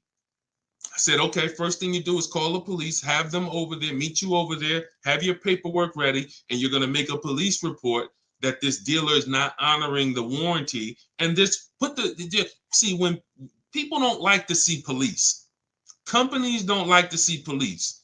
And especially if you're recording too, hey, I'm making a police report today, I'm live. People don't like that type of publicity. So the first thing I would tell you to do is let this private seller know who hasn't gotten you the title, I'm making a police report. Give them as much information as possible, and then go from there. You might want to go afterwards because is the vehicle stolen? We don't know. How do we know it's not stolen? He doesn't have a title. So, hey, let's pull his vehicle up. Where did it come from? It's a tough thing. See, the bad thing about cars is once you make the decision, it's hell to get out of it. Once you make a bad financial decision with a car, it's extremely tough. You got to eat the loss. So the best thing to do is find out, how do I get cars without making mistakes? Because when I make a mistake, I have to eat it. It's buyer beware with cars. It's not like real estate where, you can sue people. People can lose their license. Very different. With cars, buyer beware. You're really on your own, which is why y'all notice we don't hear a lot of dealers being sued. Right? Y'all notice that? Look, and who knows that there's tons of dealerships all around the country ripping people off. There's 100,000 used car dealers in the U.S., 17,000 new car dealers in the U.S. So you're talking over 110, 115,000 retail establishments for cars. We know it's a lot of them that's ripping people off. We don't see them in court. We don't see them being sued. We don't see them going out of business. Why? Because their contracts say it's your job to protect yourself. And unfortunately, not many lawyers want to take the case. If it's not a blatant criminal aspect, not many lawyers are going to take the case to sue a car dealership because they know their paperwork says it's buyer beware. Okay? So that's the first thing that I would do. Make the police report and try to see if we can track down the source of this car, where did it come from, who owns it, And you know, that's the first thing I do. And I wish you the best with that. That sucks, man. Go ahead, Dolan. All right. What do you do if you drive more than 12,000 miles per year? That doesn't matter. 12,000 miles per year is still on the low side of miles. 12,000. Now, if you drive more than that, if you drive 15,000, that's just above average. What I'm teaching now when it comes to shopping for cars is, especially used cars, 12,000 miles and lower is low miles. So right now we're in the 2025 model year. Whenever you're shopping for a used car, you want to ask yourself, what model year am I in? And usually after the fall, you're going to be in the next model year. So even if you're in 2025, okay, you could be in a 2026 model year. So then we look back and say, okay, if I'm looking for a 3-year-old car, average low miles is 10,000 miles per year or 12. Now, once you get up to 15, that's above average.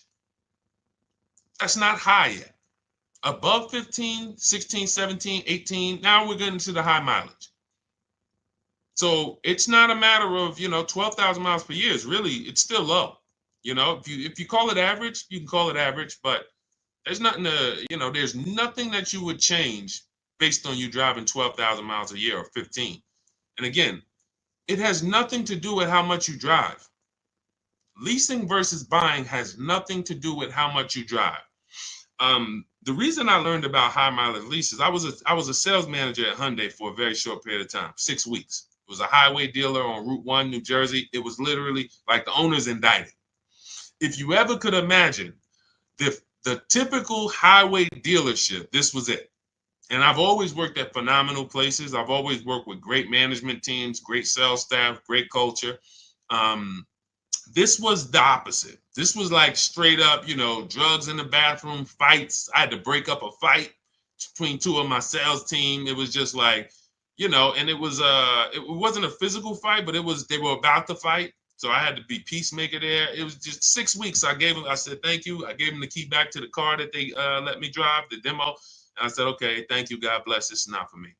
But I learned something extremely valuable there. I had a customer who came back. He was returning his lease. He had 72,000 miles on the car. And I said, wow, you leased this? He said, yeah, I always lease. He said, I used to buy my cars and I would just make big down payments, $10,000 down payments. I wasn't getting the money back. And I just started leasing and I put a lot less money into the car. And when I looked at his paperwork, his lease payment for 25,000 miles per year was only like $150 more per month than what a normal below market deal would be. So if let's say a below market deal on a Hyundai back then, Sonata was like, let's say, $299 or $325, he was paying like $500, and let's say it was $325. I remember looking and saying, this is like $150, $175 more, but you're driving 25,000 miles per year. Now, fast forward, if he's driving 25,000 miles per year and he bought the vehicle, and then he comes back in 4 years with 100,000 miles on it, he still owes a ton of money, because y'all got to realize when you take out a car loan, your car loan moves so slow, doesn't it? You look at your loan, and 2 years later, you're like, wait, I still owe all of this? Yeah, it moves very, very slow because it's amortizing. So you don't really start seeing that the car loan's being paid off until when you got like 2 years left. But the first 3-4 years, you're like, man, I'm not even making a dent in this thing.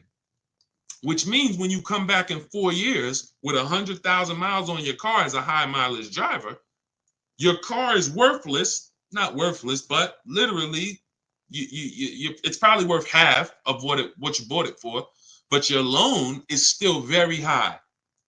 So when I saw that, it's like, wow, that's when I began to teach my clients in the dealership about high mileage leasing, because I had never experienced it before then. I had never really experienced, I never saw it. It didn't click until then. Has nothing to do with how much you drive. Has everything to do with how long you're going to keep the car.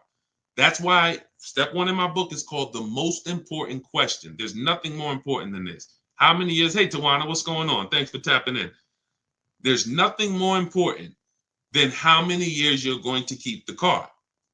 Because if you were buying, and we'll wrap this up with this statement, if you were buying a depreciating anything, if you sat down with a financial advisor and you said, okay, I want to buy this stock, and they told you, well, this stock has a short-term depreciation, but in the long run, it goes up. Well, can you explain that to me? Okay, well, the people who buy this stock, it goes down tremendously for 5 years, but then it shoots up for the next 6 years. You'd be like, okay, well, I'm only going to keep it about 5 years. They would tell you, then don't buy this stock. You say, well, I'm buying it anyway. Well, that's a bad decision. That's what's happening with cars.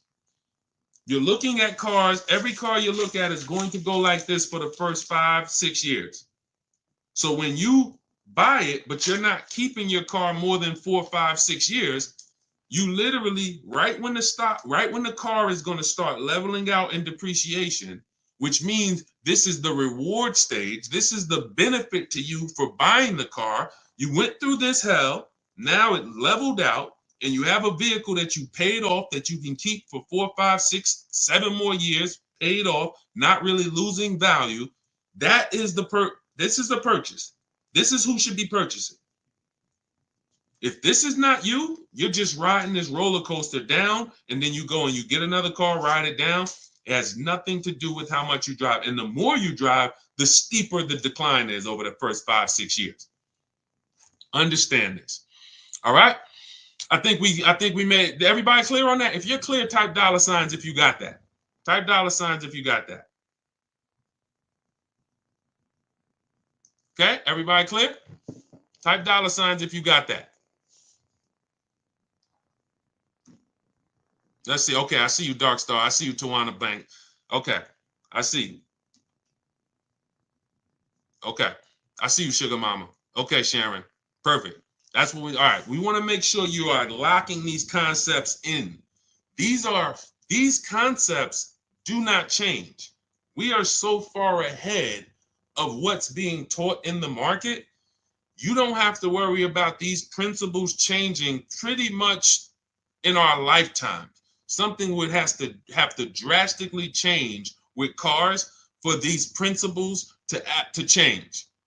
We're just ahead of the market. And unfortunately, if more car salespeople were taught these parameters and they were educating their clients, we wouldn't have to. There would be no place for us to do online education because car salespeople would be held to a very high standard with the threat of losing their license if they had to get one, or losing their ability to even be in the business if they had to learn these things, but they don't. You come in with a good smile, you say, hey, I want to make some money. You will be selling cars the next week, working with the public. Never sold cars a day in your life, don't know about loans, depreciation, resale value. Come on in, say, hey, all you got to do, if anybody's looking for a job, you want a career change, you just like, man, you know what? I think I would go right into a car dealership. You go into 10 car dealerships, say, hey, can I speak to the manager? Hey, look, I'm looking for a job. I just really want to make money. And you know what? I think I got a good personality. You'll have a job. You'll be selling cars in a week. That's who's helping you make $50,000, $100,000 decisions. That's who's helping you. So protect yourself. All right, my car insurance told me that insurance would double on the lease versus a purchase. That's just not true. You need to shop other insurance rates. That's just not true. Now, if you have a vehicle that has, you have if you maybe have a liability only policy, but full coverage is full coverage. If we got to, watch this. This is interesting.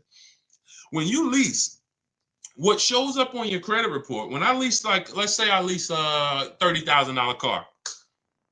Let me use my car. The last lease I had was a Jeep Grand Cherokee. Jeep Grand Cherokee. I see you, Presario. I see you, Stately Natural. Thanks for tapping in. I see the $signs, Instagram.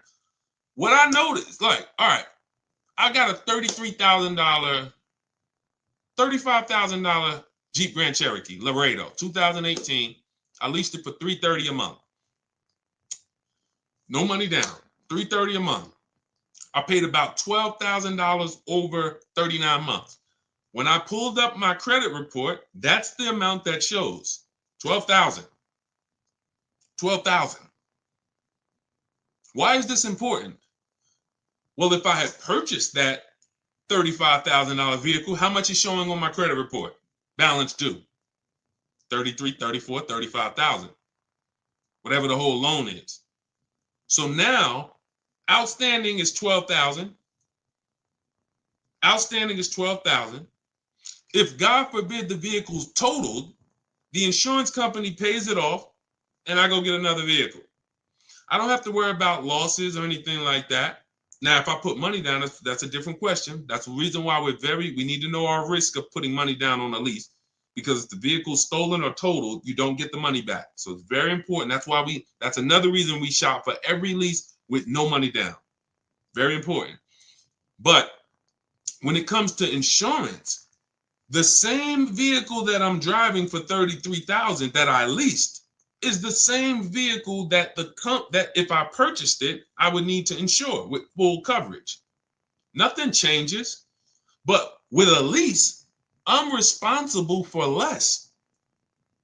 Think about that. So from an insurance standpoint, I'm responsible for less. I'm only responsible for $12,000 of payments over the next 3 years on this vehicle. The bank is responsible for the balance. So that's why I don't see a lease. I've leased vehicles. I purchased vehicles. We leased several cars before we purchased our Infiniti truck. I didn't see my insurance drop when we purchased this Infiniti truck. I didn't be like, oh no, I didn't see my insurance go up. So what it sounds like to me is you now need to shop for insurance. Because if your insurance broker told you that your insurance is going to go up by leasing, they're incompetent. Because there's no way, maybe the companies they use, or like I said, maybe you have liability only. If you got liability only, which that's not even recommended. So if you have liability only, if your vehicle has any value, you should look into that. You should Google why having only liability is a bad thing. I'm not giving insurance advice because it's not my thing, but I have read it. So I can't see your insurance company telling you that and it making any type of financial sense. You might need to get a new broker, and you're one of the rare people that even still uses an insurance broker. Shop him against an online broker. Go to Insurify, online broker. See if Insurify will shop a bunch of companies for you and save you money. Because Insurify will shop a bunch of companies for you, and why are we paying a human that got to eat? I'd rather an app that takes a small percentage of commission from the companies than a person who needs to actually feed his whole family based on my insurance policies and premiums. I'm gonna move on. All right. Now look, I don't talk about insurance. That's a great question. But I talk about everything else in my new digital book. It's called Cars from Home, 7 Steps to Saving Time, Money, and Avoiding Dealerships. It's 5-star rated. You can Google it. You can thank you to everyone who's reviewed it. And you can see that everything's in there, step by step. Leasing, below market leases, below market purchases, below market used cars, new cars, all in there step by step. You can get a copy as part of my welcome offer for 75% off. It's normally a $97 book. It's worth way more than that. But I had to price it somewhere to let you know it's not a normal book. It'll be one of the most valuable books you own. I won't say the most valuable, but financially, it will be one of the most valuable books you own. So part of my welcome offer, you can get a copy for 75% off. That'll be $24, but it's only for 30 minutes. So you can go to my TikTok bio, my Instagram bio, the YouTube comments or the Facebook comments, click those links. You'll activate your 75% off, and then just grab your book, and it'll be in your inbox by the time we get off the stream. You'll have everything we teach step by step, everything we've helped thousands of people do. When you type in my name, you can see all I care about is the people's results. That's why we sit here all day and we talk about other people's results, not just my results, people who are using these strategies and getting these results over and over and over again. All right, so go grab your book, come back to the stream, and thank you to everybody who's reviewed the book. It does matter. It does matter. We appreciate you. All right, Dolan, pull up the next question. Let's keep it moving. Okay. All right, we got a lot of questions coming. I'm seeing questions coming from every single platform. So, all right, type your question and try to type it in one. Don't type it in like multiple kind of segments. All right, go ahead, Dolan, bring that one back up. My car's okay. Well, we already did that. Let's move to the next one. All right, is it worth considering a lease if you plan to keep the car at the end of the term? Why are we doing this? Why are we doing this? Like, I don't know. Okay, let me answer this. So, why are we leasing and then we want to buy it at the end? I can't get that. All right, let me be clear on this. This is a horrible way to move, and I'm going to explain why. The benefit of leasing is we drive vehicles for cents on the dollar compared to people who purchase. Look at this. Raphael has a $46,000 Jeep Grand Cherokee. She's paying $549 a month, no money down. Now, every $5,000 on a loan is how much per month? Every $5,000 on a loan is how much per month? Thank you, Sherwin. I'm using the book currently. It's extremely helpful. Thank you very much. All right, and I see your question too, Sherwin. We'll pull that in. But every $5,000 on a loan is how much per month? Thank you, Robert Gregory. All right, $100. Jen 79, $100. Listen. Y'all know I love seeing the stuff sticking. That's what shows me like you're locked in. Okay. Again, principles that will not change. Principles that will not change. Every $5,000 on a loan is about $100 per month. I see you, KK07. Yes. So now let's compare this below market lease that Raphael got for $549 to what it would have cost her if she purchased this Jeep. Let's just say, because I know what you're thinking. Well, Deshone, we're not paying list price there. Let's just say that she got a great deal. Okay, let's say she got a great deal. Let's say they took off $6,000. Let's say she got it for $40. She got it for $40. Oh, and now what about the taxes? Okay, let's just give her the taxes too. So let's be ultra conservative to show you how different a below market lease is from a purchase. Let's say they took off $6,000 for her, and let's just not even include the taxes, which would probably be another $3,000. $40,000 loan, her payment's about $800 a month for 5 years. If she takes it for 6 years, she might be able to get it to like $720, depends on the interest rate. She's paying $549. She's paying $549. Now, again, if she's a short-term person, this is what matters. If you're a long-term person, then take the higher payment, pay off the vehicle, and then, but when you go from this type of beautiful structure, driving brand new cars for cents on the dollar, to now purchasing a used car. What do you mean? I thought we were talking about buying the lease out. If you buy your lease out, you are doing nothing but purchasing a used car. The only difference is it's your car. That's the only difference. When you buy your lease out, you come in, and I remember people would come into the dealership. What's so bad is it's not even exciting. So they go in, they do the paperwork, they come out because you got to get a new loan, or if you're going to pay cash, and then you come out and we need a new temp tag, and I'm putting the temp tag on the car, and I'm like, hey, you just bought your car. They're like, I guess you don't even get the excitement of buying a used car. When you buy a used car, at least when you drive it off, you're like, oh, yeah, baby, it's new to me. You don't even get that when you buy your lease out. So now let's go deeper on why buying your lease is a horrible idea. Average lease is going to be 3 years. We do not take 4-year leases. Why? You're paying too much for a vehicle you're giving back. Add up the payments. The value with leasing is when you add up those payments compared to what you bought, the MSRP, it should be low. Should be a low percentage of what I drove this much car for this much money. Great value. So when we take 4-year leases and there's 4 years of payments for a vehicle we're giving back, bad value. So now, average lease is 3 years. In order, when you buy your lease out, in order to get a payment that is somewhat close to what the original lease payment was, you're going to have to take another 5 or 6 year loan. Now you've already had it for 3. Now you're coming back and you're going to buy the balance for 5 years. Let's give it the minimum. How many years on the loan is that, people? How many years of payments on the exact same car is that? Thank you, Sharon. Thank you, Tanj. 8. 8. Nope, Jim. It's 84. No, I'm wrong. It's 96 months. Jim says 72 months. No, it's not. 72 months would be 6 years. That's the max loan that we take. In my book, I have something called the rule of 72 and the 10th birthday, which means you should never take a loan longer than 72 months, and your car should be paid off by the 10th birthday if you want to avoid the risk of having an older car with a payment. Things can go wrong and you still have a payment. So we never take a loan. So 72 months, Jim, is 6 years. When you buy your lease, when you lease for 3 and then you buy it for 5 years, that's 96 months of payments, 8 years of payments on the exact same car. What smart person is taking 8-year loan? Anybody signing up for that?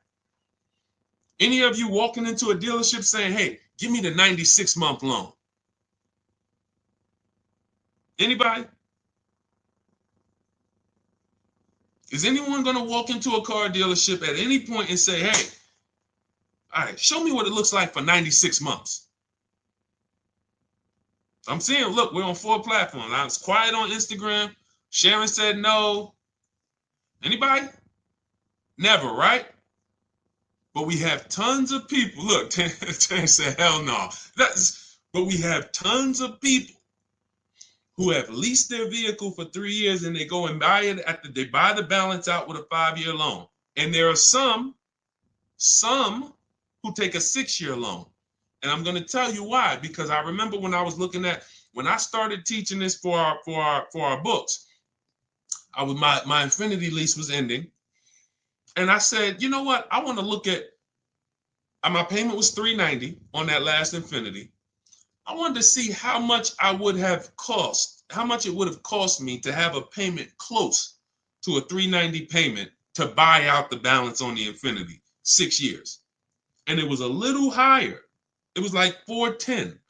So many people are buying their leases out with a 6-year loan when they've already leased the vehicle for 3. 9 years of payments. That's 108 months. It's 108 months of payments on the exact same car. The bank loves you. That's why we don't mix buying versus lease. We don't mix. If I'm going to lease, look, here's the question. Simple things. Simple principle to lock in. When I'm leasing, my first question whenever I'm buying my vehicles is, am I going to keep it more than 8 years? Am I going to keep it definitely more than 8 years? If your answer is no, okay, I'm shopping for a lease. Okay, my lease is about to be up. All right, time to start thinking about my next vehicle. What's my question? How many years am I keeping the next vehicle? How many years am I keeping the next vehicle? It doesn't change. Okay, I think I want to I want to buy something. I got my eye on something. I want to keep it at 8 years, 9 years, 10 years. I got my dream vehicle that I want to get right now. I ain't think I'm going to keep that thing until the wheels fall off. Perfect. No point in leasing. Don't even think about leasing. These are the principles.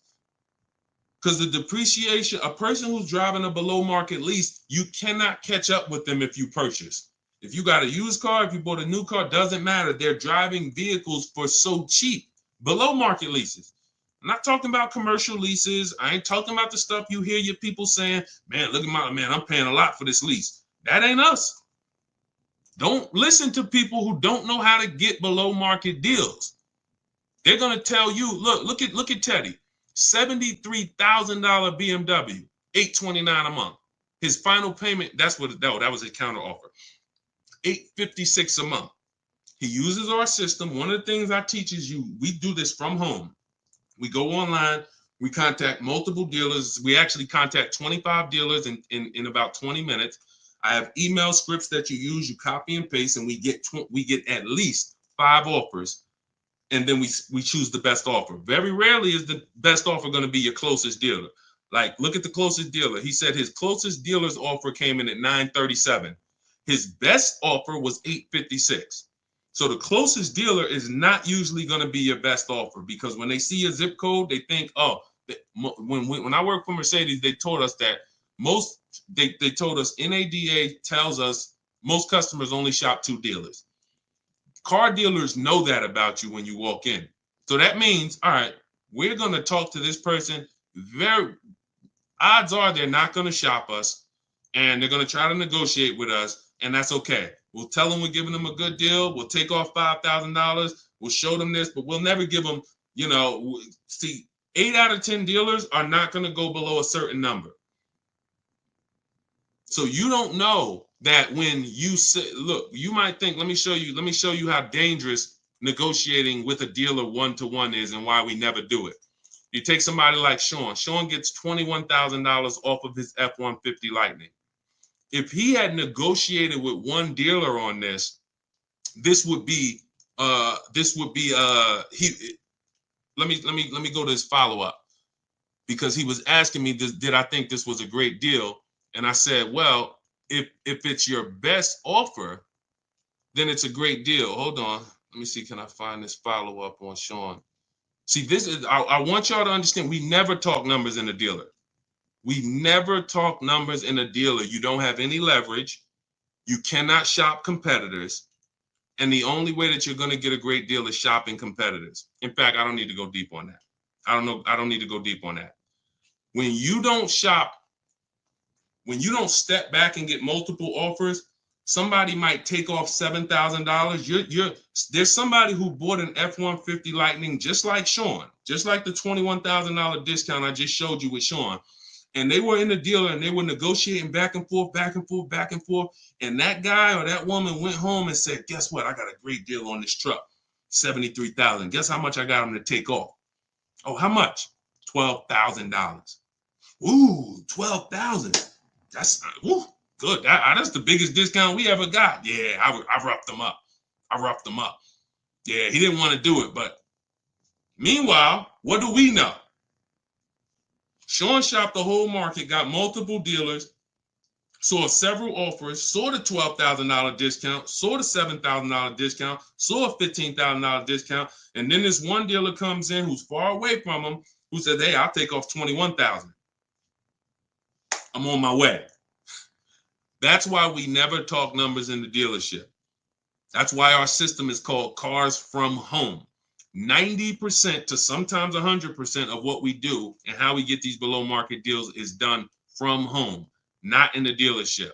So all of this is in my new book. It's a digital book, so it'll be in your inbox in minutes. You can get your copy as part of my welcome offer for 75% off. It's normally $97. You can Google it, Cars from Home, 7 Steps to Saving Time, Money, and Avoiding Dealers. You'll see it's 5-star rated on Goodreads. And you can get your copy for 75% off. You won't pay the normal $97 price. You will be you'll get yours for $24, but it's only for 30 minutes. So go to my TikTok bio, my Instagram bio, the YouTube comments, or the Facebook comments. Click that link, and then you'll see that we have you'll see the countdown. As long as you get there before the 30 minutes, you got yours for $24. That's our welcome offer. And make sure you screenshot the thank you page, because on that page is the link to open the book as soon as you purchase, but it also is my support team's email in case you type your email address wrong. We can't send a book to an incorrect email. So if that book is not in your inbox in 10 minutes, just email my support team and we'll get you the book. All right, that's my welcome offer. Go get your book. Come on back to the stream. All right, go ahead, Dolan. Let's keep it moving. I know we got some more. I see KK. I see we got a... Go ahead. That's a good question. New presidency, but we'll get to that. I drive 30,000 miles a year. Well, we already hit on that. I actually answered that already about high mileage leasing. Not we anybody who just jumped on and you drive a lot of miles, 18,000, 20,000, 25,000, 30,000. You want to go jump on YouTube. Watch the early part of the stream, because that we saved the stream, or Facebook, and you'll see we went deep on that for about 15 minutes about how leasing has nothing to do with the mileage you drive. I gave you examples of high mileage leases, Jen with her 18,000 mile a year lease. And then I talked to you about when I learned about high mileage leasing, which is when in Hyundai and my client who came in with a 25,000 mile a year lease, and they were only paying $175 more per month than a great lease. So yeah, just go back and catch that. Go ahead, Dolan.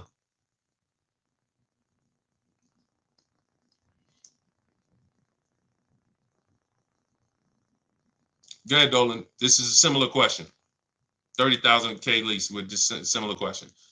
My daughter just crashed her car. Sorry to hear that. Credit is mediocre. Any tips? I go the least expensive car that I can get. When we don't have when we don't have the credit, one of the worst things we can do is to tie up money in a long-term deal where we take all right, let me put it like this. In my book, I have two strategies. See, let me explain why the first question never changes. First question is always, how many years are you going to keep the car? Because there's two types of people who don't have the credit and they're keeping their car long term, or people who don't have the credit and they're not long term, which means they should be leasing, but they don't qualify for a lease right now. So let's assume that you're the first type of person. You're going to keep the car 8 years or more, but the credit's not good. Your mission is to make sure you get a great car. You can use our strategies, new car, used car. We need to get a great quality car below market below market price. We don't want to go out there and overpay for the car, because this is what people who don't have good credit tend to do. You go out with desperate vibes, desperate energy, and you basically say, whoever can get me in a car, I'll sign up for it. Which is why I've seen people rave about, hey, go see Joe. Man, and one thing about people who don't have good credit, they will go and tell their friends, and any of their friends who may not have good credit, hey, go see my man Joe, he'll get you approved. Joe is making tons of money on you, because Joe is making, I remember these deals would make $8,000 to $10,000 minimum for the dealership. Between the price of the car they sold you for and between the loan, these deals were washing out at $8,000 to $10,000 minimum. Very, very profitable deals for the dealership. Why? Because the people they don't know there's other options. Whenever we buy a car, we always separate the purchase of our car from our loan. We don't mix these two things, because we need to get bids. Some of you who've been on our streams, you know everything we do is a bid. We need to be getting bids. When we're getting our loan, we have multiple banks and credit unions submitting offers to us, and we pick the best one, because there's a lot of money in loans. Why do you think banks are in the loan business? There's a lot of money in loans. They don't sell cars, they sell money. When we are purchasing a car, we are getting bids because all the dealers have different prices. So someone needs to win a bid. When you go into one dealer and just work with them, you've given yourself no opportunity to see the market and get bids, get offers, multiple offers. And when we sell our car, we get bids. We only sell our cars to companies where we could get multiple cash offers. Driveway, Vroom's out of business. Carvana, CarMax. We have 6 companies in my book. This is step 2. So the point is, if we are a long-term person, our mission is to find the best car we can find, because we know we're going to pay more in interest. But interest can be fixed with a refinance when my credit's better. So if I was buying a car to keep for a long time, 8, 10 years, but I don't have the credit, I'm going to go and I'm going to find the best car. I'm going to shop for my loan independently. We have a strategy in my book. It's called the bank bidding war. We separate these things. Now, because your bad credit or your mediocre credit should not be between you and the dealership. It's between you and the people loaning you money. Type a $sign if that makes sense. I'm going to say that again. Anyone who has mediocre credit or bad credit Your bad credit or mediocre credit is not between you and the dealership. The dealership sells the car. It's between you and the lender.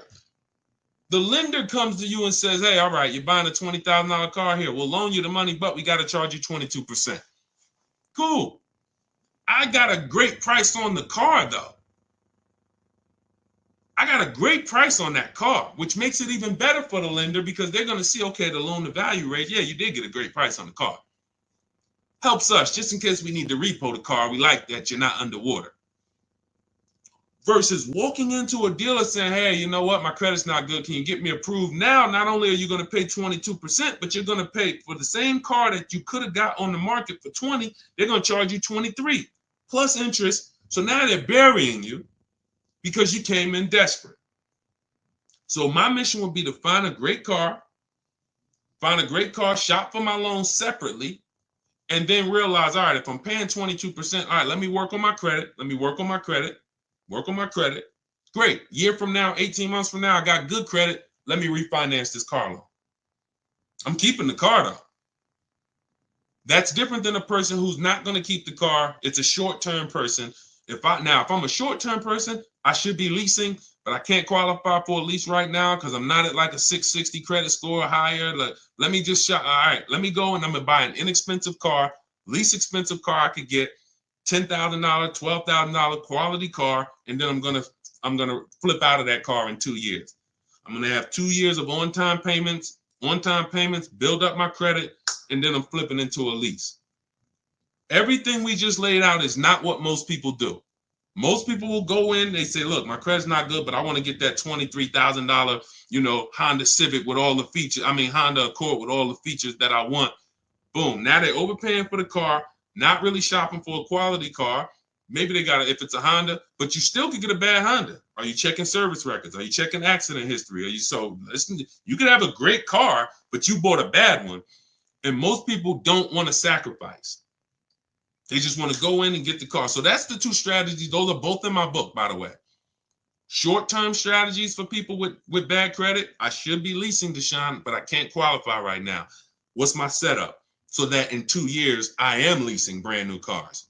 That's the play. And then the long-term strategy for people who are buying, don't have the credit right now, is quality car. Let's get our loan. We'll pay more for it. When our credit's better, we refinance the loan. Both in there.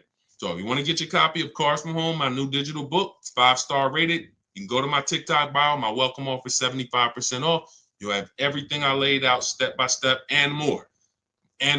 Because your household's going to be different. The reason why Cars from Home, my new digital book, is so valuable is because in your household, let's say your spouse wants to lease, your daughter needs a pre-owned car, you want to buy a new car, it's all in there. Your spouse is a high mileage driver, your daughter wants a used car, you don't have good credit. There's 3 different strategies in there for you 3. Y'all are 3 totally different people, and each path is in that book for you guys to get to the below market purchases based on that.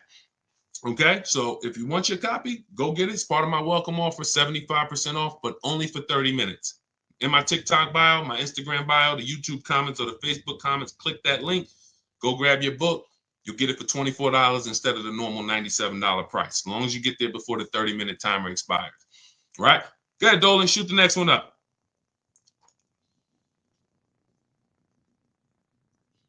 Who's getting value out of the stream? Type a dollar sign in the comments. Type a dollar sign if you're getting value out of what we do here.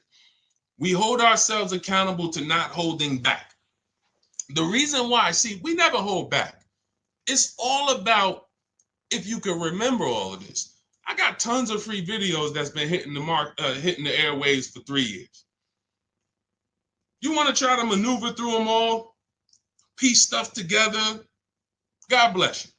You want to come on the stream, listen, try to piece it together, God bless you. Some of you like, yo, I ain't going to remember all of this. Let me go get the blueprint. Let me make sure no matter what I can reference it. Okay, everything's in the blueprint. That's the purpose. We make sure you can get the information no matter how you want it. No matter how you want it. Some of you who like Deshone, you work with people. I see you showing a lot of people in your Facebook group. Yeah, we work with people all the time. I've worked with over 2,000 people since 2021. We have a video where we could, jump in a Facebook group where we do Zoom calls twice a month. Just go to my bio, go to the same links. You'll see, Dolan, can you post that link for the Shop with Deshone in the comments for YouTube and Facebook? Those of you who want to know about us actually shopping together, that's fine too. Again, get in where you fit in.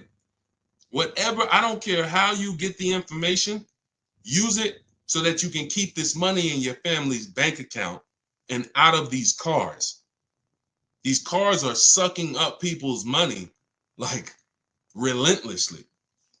How do you see the new presidency affecting car buying and rates? Whatever the market does, there's always three prices: above market value, below market value. We got deals. Let me show this deal that Bonita got during the pandemic, which has been historically, they say, the worst time to purchase a car. Now, I told people for years, if you didn't need to purchase, hold out, let this whole thing blow over, unless you had a vehicle to sell.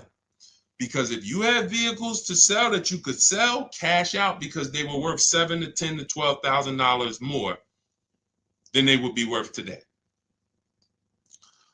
But for those who you were just adding a vehicle, if you didn't have to do that, we didn't do it. But if you had to do it, we had people who needed cars. Come on in. Let's show you how to get below market deals, even when the market's high. Bonita gets her Kia Telluride, December 2022. This is still when people were paying $5,000 over sticker for Kia Tellurides. She stays at home. She uses our system. She gets multiple offers. She gets a $45,000 Kia Telluride, $600 a month. In fact, it's an S, might be 46, $600 a month. Now, I told you what my neighbor got it for this year, $479. We don't know if it's the same model, but let's just figure it's similar. So below market at that time, the below market leases on Kia Tellurides was $600, because there were people leasing them for $700, $800, $850. I wish I could find them. They're everywhere. Some of them are still in those leases. They can't wait for them to expire. They're still paying $800 a month for their Kia Tellurides. She got it for $600. So no matter what the market does, the key is knowing how to get below market deals. And how do we get below market deals? It's very simple. We need to get enough offers to see the market, and then we pick the best one. It's very simple. You can't get below market deals going into one dealer or two, because that's not the market. That's two dealerships. The market is within 100 miles, 75 miles. What is the market? Everyone who has this car I want, what's the best offer? Doesn't matter. And here's what I always say. People with no skills are going to pay above market value. People with negotiating skills are going to pay market value. People who make dealers bid and get multiple offers get below market value. Because there's no I could say to a negotiator, here's how I know. Negotiator comes out the dealership. Hey, yeah, man, I just got a great deal, man. I worked them over. I've been coming back for 2-3 months working them over. Okay, are you willing to bet $1,000 that I can't get a better deal than you? Nah, I don't know. I wouldn't take that bet. Why not? You've been working them over. Yeah, but I wouldn't take a better. Now, I probably can't. I'm not gonna get a better deal from you from them. But for that car that you just drove out here with, bet me $1,000 I can't find a better deal than that in this market from home. Nah, I'm not gonna take that bet. That's why negotiators don't get below market deals. There's no confidence that they actually got a below market deal because they haven't seen the market. They go into one dealer, maybe two, they negotiate. There's no confidence. On the opposite end, you could have a person with no negotiating skills, which is what I love. The people with no negotiating skills, you're the people who we love, because you don't come in thinking you got the whole thing figured out. Negotiators, you got to come in unlearn because they want to bring all this old stuff that they do into a new system. You can't put new wine in old wineskins. So you come in, blank canvas, somebody like Zafrina, stays at home, $65,000 Jeep Grand Cherokee electric vehicle, $579 a month. It's her best offer out of all the offers. She said, look, used all the scripts, email scripts, contacted the dealer, sealed the deal on this lease, $579 a month. That's a 0.88% lease. She didn't get that negotiating. That didn't come from negotiating. Look at Ansley. In fact, look at Rosalie. $60,000 QX60 Infinity 2024, $592 a month. I'm gonna leave that up for the people who will read it. $592 a month.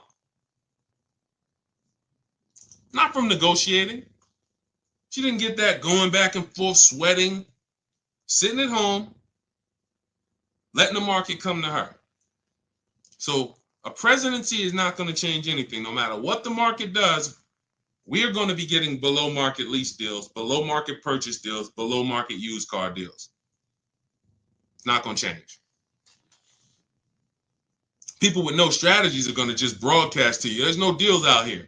When you hear that, don't believe it. Look, if you're in our world, all you'll do is just feel bad for them, man.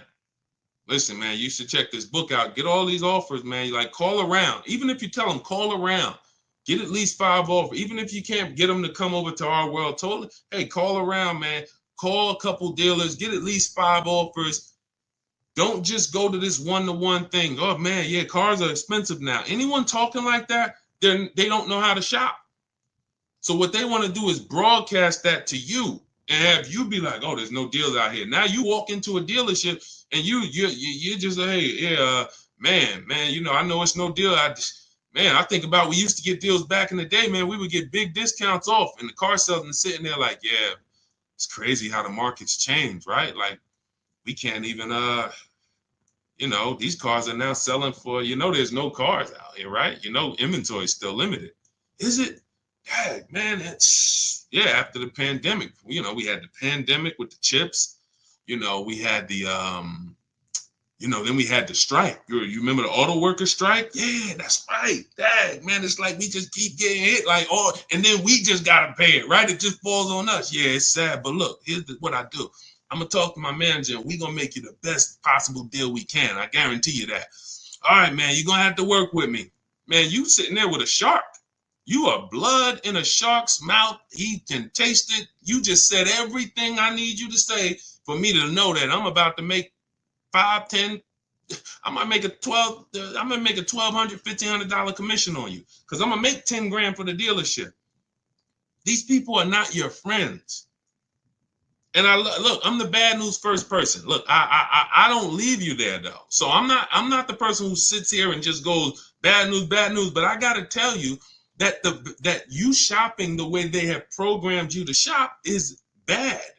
I can't sit here and make it look like you guys are doing okay. You know, just keep going that way. Let me teach you some negotiating tactics to go back and forth with these car salesmen that negotiate 3 times a day, 15 times a week on cars, and you never know what they own the car for, but I'm going to give you some tactics where you could go toe-to-toe with them, and you can't win.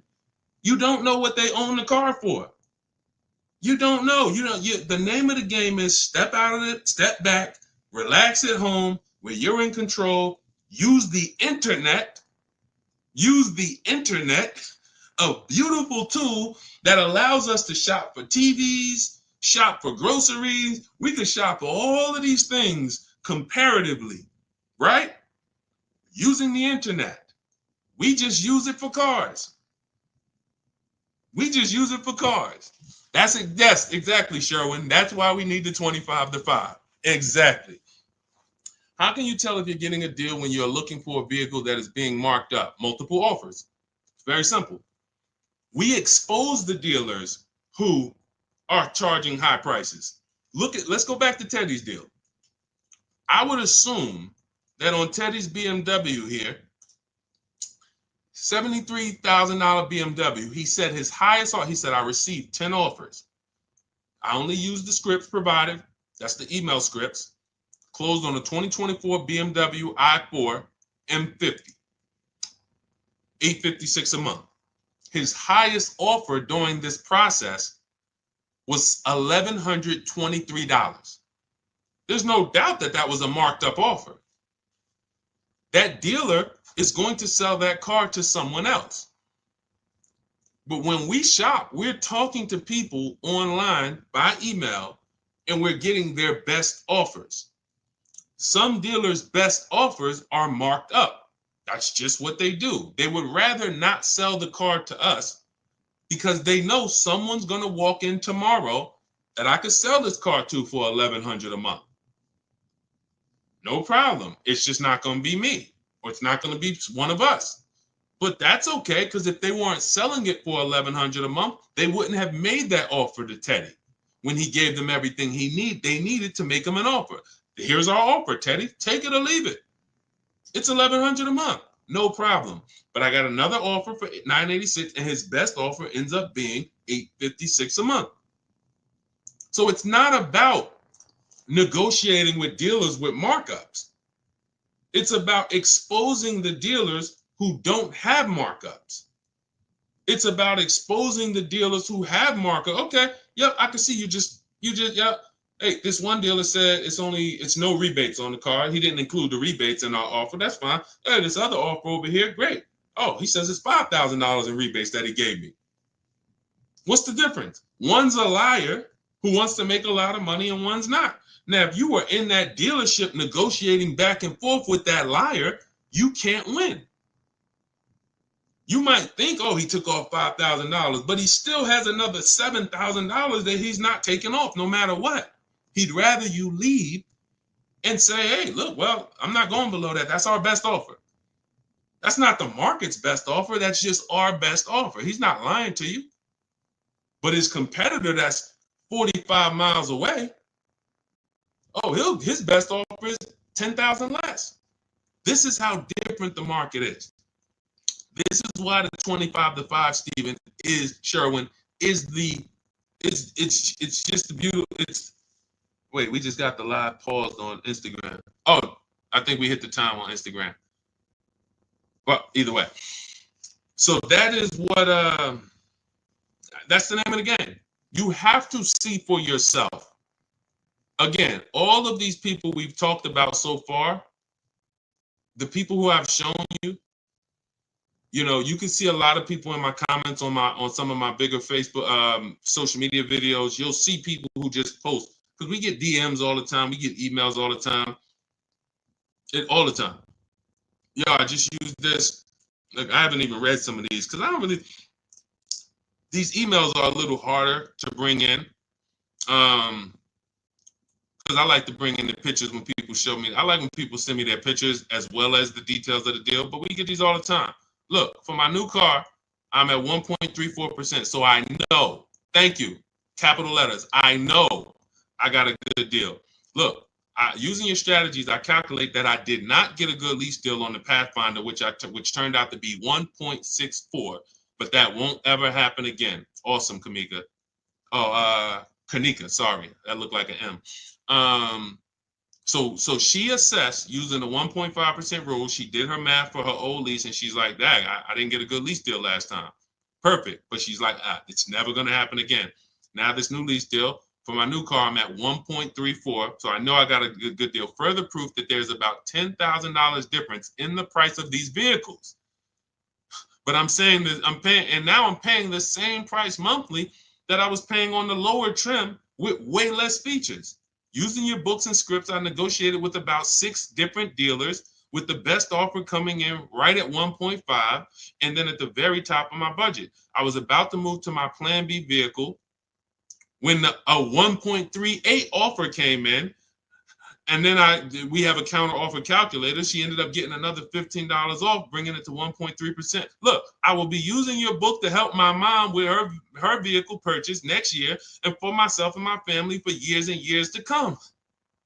I just wanted to say thank you for putting yourself out there to teach people these skills. Much love and appreciation. Now, I got to start reading these emails more during the show. Thank you, Kanika.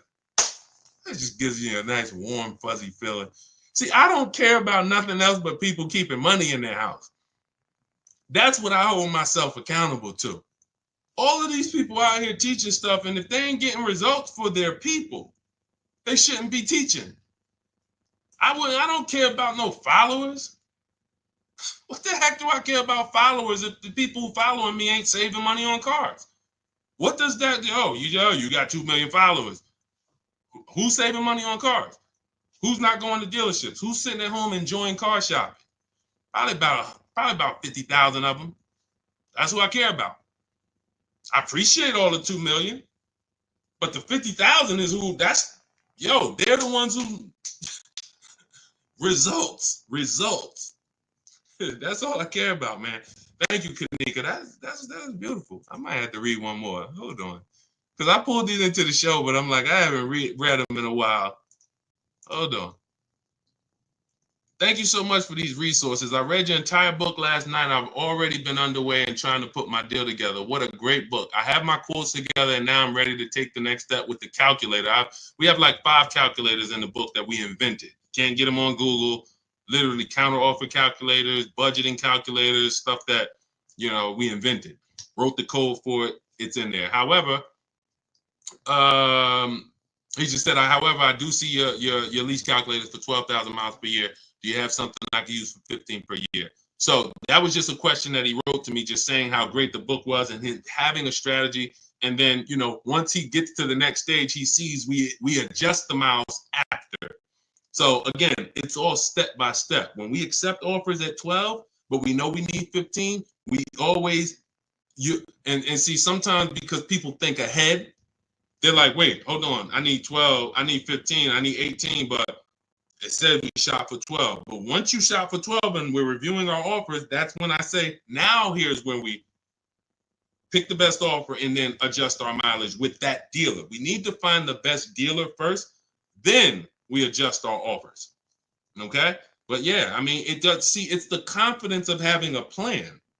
You can hear that when he was writing, he's like it's different. I'm shopping with a plan now. I'm not out here winging a $50,000 transaction, kind of shooting from my hip, hoping I don't make a mistake. It's like I have an actual process to follow, designed by a car dealer or a car salesman. I wouldn't call myself a dealer, even though for 4 years I ran a brokerage. So technically that is a dealer, but I've been inside car dealers for 14 years. So we wrote the process from the inside. So, okay. All right. All right, let's go, Dolan. I know, Dolan, you said we trying to go 2 hours, but I don't know, man. Like, text me in the private chat, man. I don't know about it. After about like my voice, let me drink some water.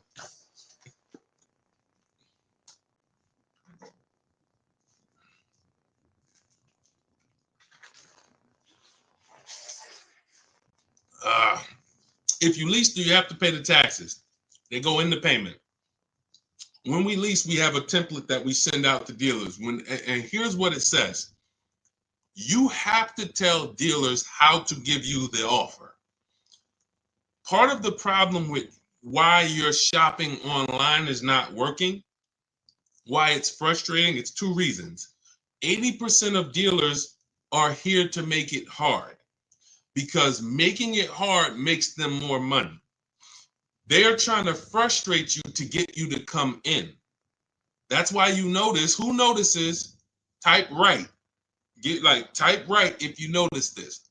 One of the first questions that you're going to get when you're on the phone with a dealership is, when can you come in? Is that right or right? Right? You're not even on the phone with them for more than a couple minutes before, hey, when can you come in? Correct? Right? Okay. Thank you. So that's the goal. I need to get this person here by any means necessary. So they're going to say a bunch of stuff that's not true. So I see you, Sherman. I see you, Sugar Mom. A bunch of stuff that's not true. Like what? Your best deal is going to be if you're here. Not true. Your best deal is going to, we only, if you come here, I guarantee your presence is your leverage. Not true. Your presence is no leverage. Can't see the market when I'm sitting in your dealership. So you have to tell dealers how to quote you because they're going to quote you the way they want to quote you. So we always request our quotes with 12,000 miles per year, first month's payment only, due at signing. So I'm giving you my first payment, I'm driving off. Now, when we shop for purchases, we shop all in numbers. We shop all in. Tax, title, fees, everything included. Now, when we're shopping for a new car purchase or even a used car, we're looking at all in numbers because remember, we're getting our financing separately. Then we give the dealer a chance to beat it. We do a bid for that. That's called the bank bidding war. So, but we have a particular way that we're requesting our offers for us to be able to compare them. We don't let them, and even when we send out our templates, you're going to see some dealers, the 80%, don't listen, which is why we have to send stuff twice. Copy and paste is going to be your best friend when you're buying a new car, used car, using what we teach. Copying and pasting, copying and pasting. Now, we're requesting them to put the lease in the payment, but part of what we need for them to even give us an offer is they need to know what vehicles we're looking at, what are our options, what are we open to, colors, equipment, trim level. Do we have multiple options that we can consider with them? They need to know what we do for a living because they need to know if do you have any rebates? They need to know what memberships we're a part of, AAA or, Costco. We had somebody who got a Volvo last year. She said she got an extra $1,000 being a Costco member. That was a California deal. So all of this stuff matters. When a dealer is trying to give you their best offer, they need to know everything you qualify for. There's conquest rebates or loyalty rebates. What vehicles do you have in your household now? Do you have any competitive vehicles? That's why in our template, we fill all this stuff in, then we send it off. So when you're trying to shop online, you're wondering, why can't I get, the shopping online? I tried it, it's not working out because you don't know what to give the dealer. They need the zip code to factor in your taxes. This is stuff that you're thinking when they ask you this, you're like, wait, why are they asking me for this? They're trying to explain. No. So you're going to just go in and say, well, man, this is frustrating because you don't actually have an online shopping process that works. You're winging it. And you don't realize that I can't even shop online because I'm defensive because the dealer is going to ask me for things that they need to make me an offer. And I think they're asking me for it because they're trying to get too much information out of me. Why you want to know what kind of vehicles I got? I'm not trading nothing in. Well, because we need to know, do you qualify for any rebates? That's why the templates that we have are so valuable, and that's why we save so much time, because we're just copy and paste, copy and paste, copy and paste, everything that's necessary for them to give us an offer, they have it. So we literally cut through all the garbage that most shoppers are going through with them. Most shoppers, they're not giving them the information.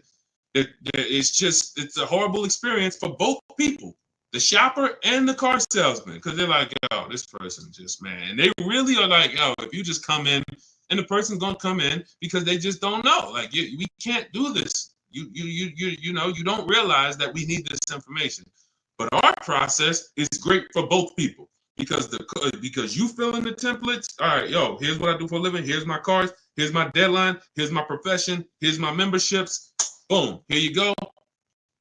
These are the parameters, how I want you to quote me. Car salesman gets it and like, oh, wow, okay, good. This is more than any customer's ever given me. Hey, let me see what I can do for them. Easy for both people. The people that sell us cars, they're only working for us for like 20 minutes. They love us. The dealers that win the bids for us, they're like, man, thank you. Because how long did I got a video, I posted it. Some of you saw it. And when I got my Infinity truck, I recorded it. I asked them, how much time did this whole thing take? He said, not even 20 minutes. Once we took out the test drive, not even 20 minutes when I bought my pre-owned Infinity. And it was a below market, 42% off the new price. It was $54,000. It was the best. Long story. I ain't going to go into all of that. But it was a great used car deal and literally 20 minutes of the car salesman's time. Meanwhile, they got people in there 5 hours that ain't buying a car. Been there 5 hours, negotiating back and forth. They're making them a good offer, and they just like, well, I don't know. You know how many times I was making a person a below market offer and they just wouldn't take it? But I know why they wouldn't take it, because they didn't know it was a below market, or they didn't know. They're like, man, I'm like, listen, you're really walking away from, like, I'm telling you, we're at a triple net deal. We're like $500 over triple net, which means no dealer can, like, we're really in the black. Forget invoice. You got sticker price, you got invoice price, you got holdback, then you got the tissue, then you got the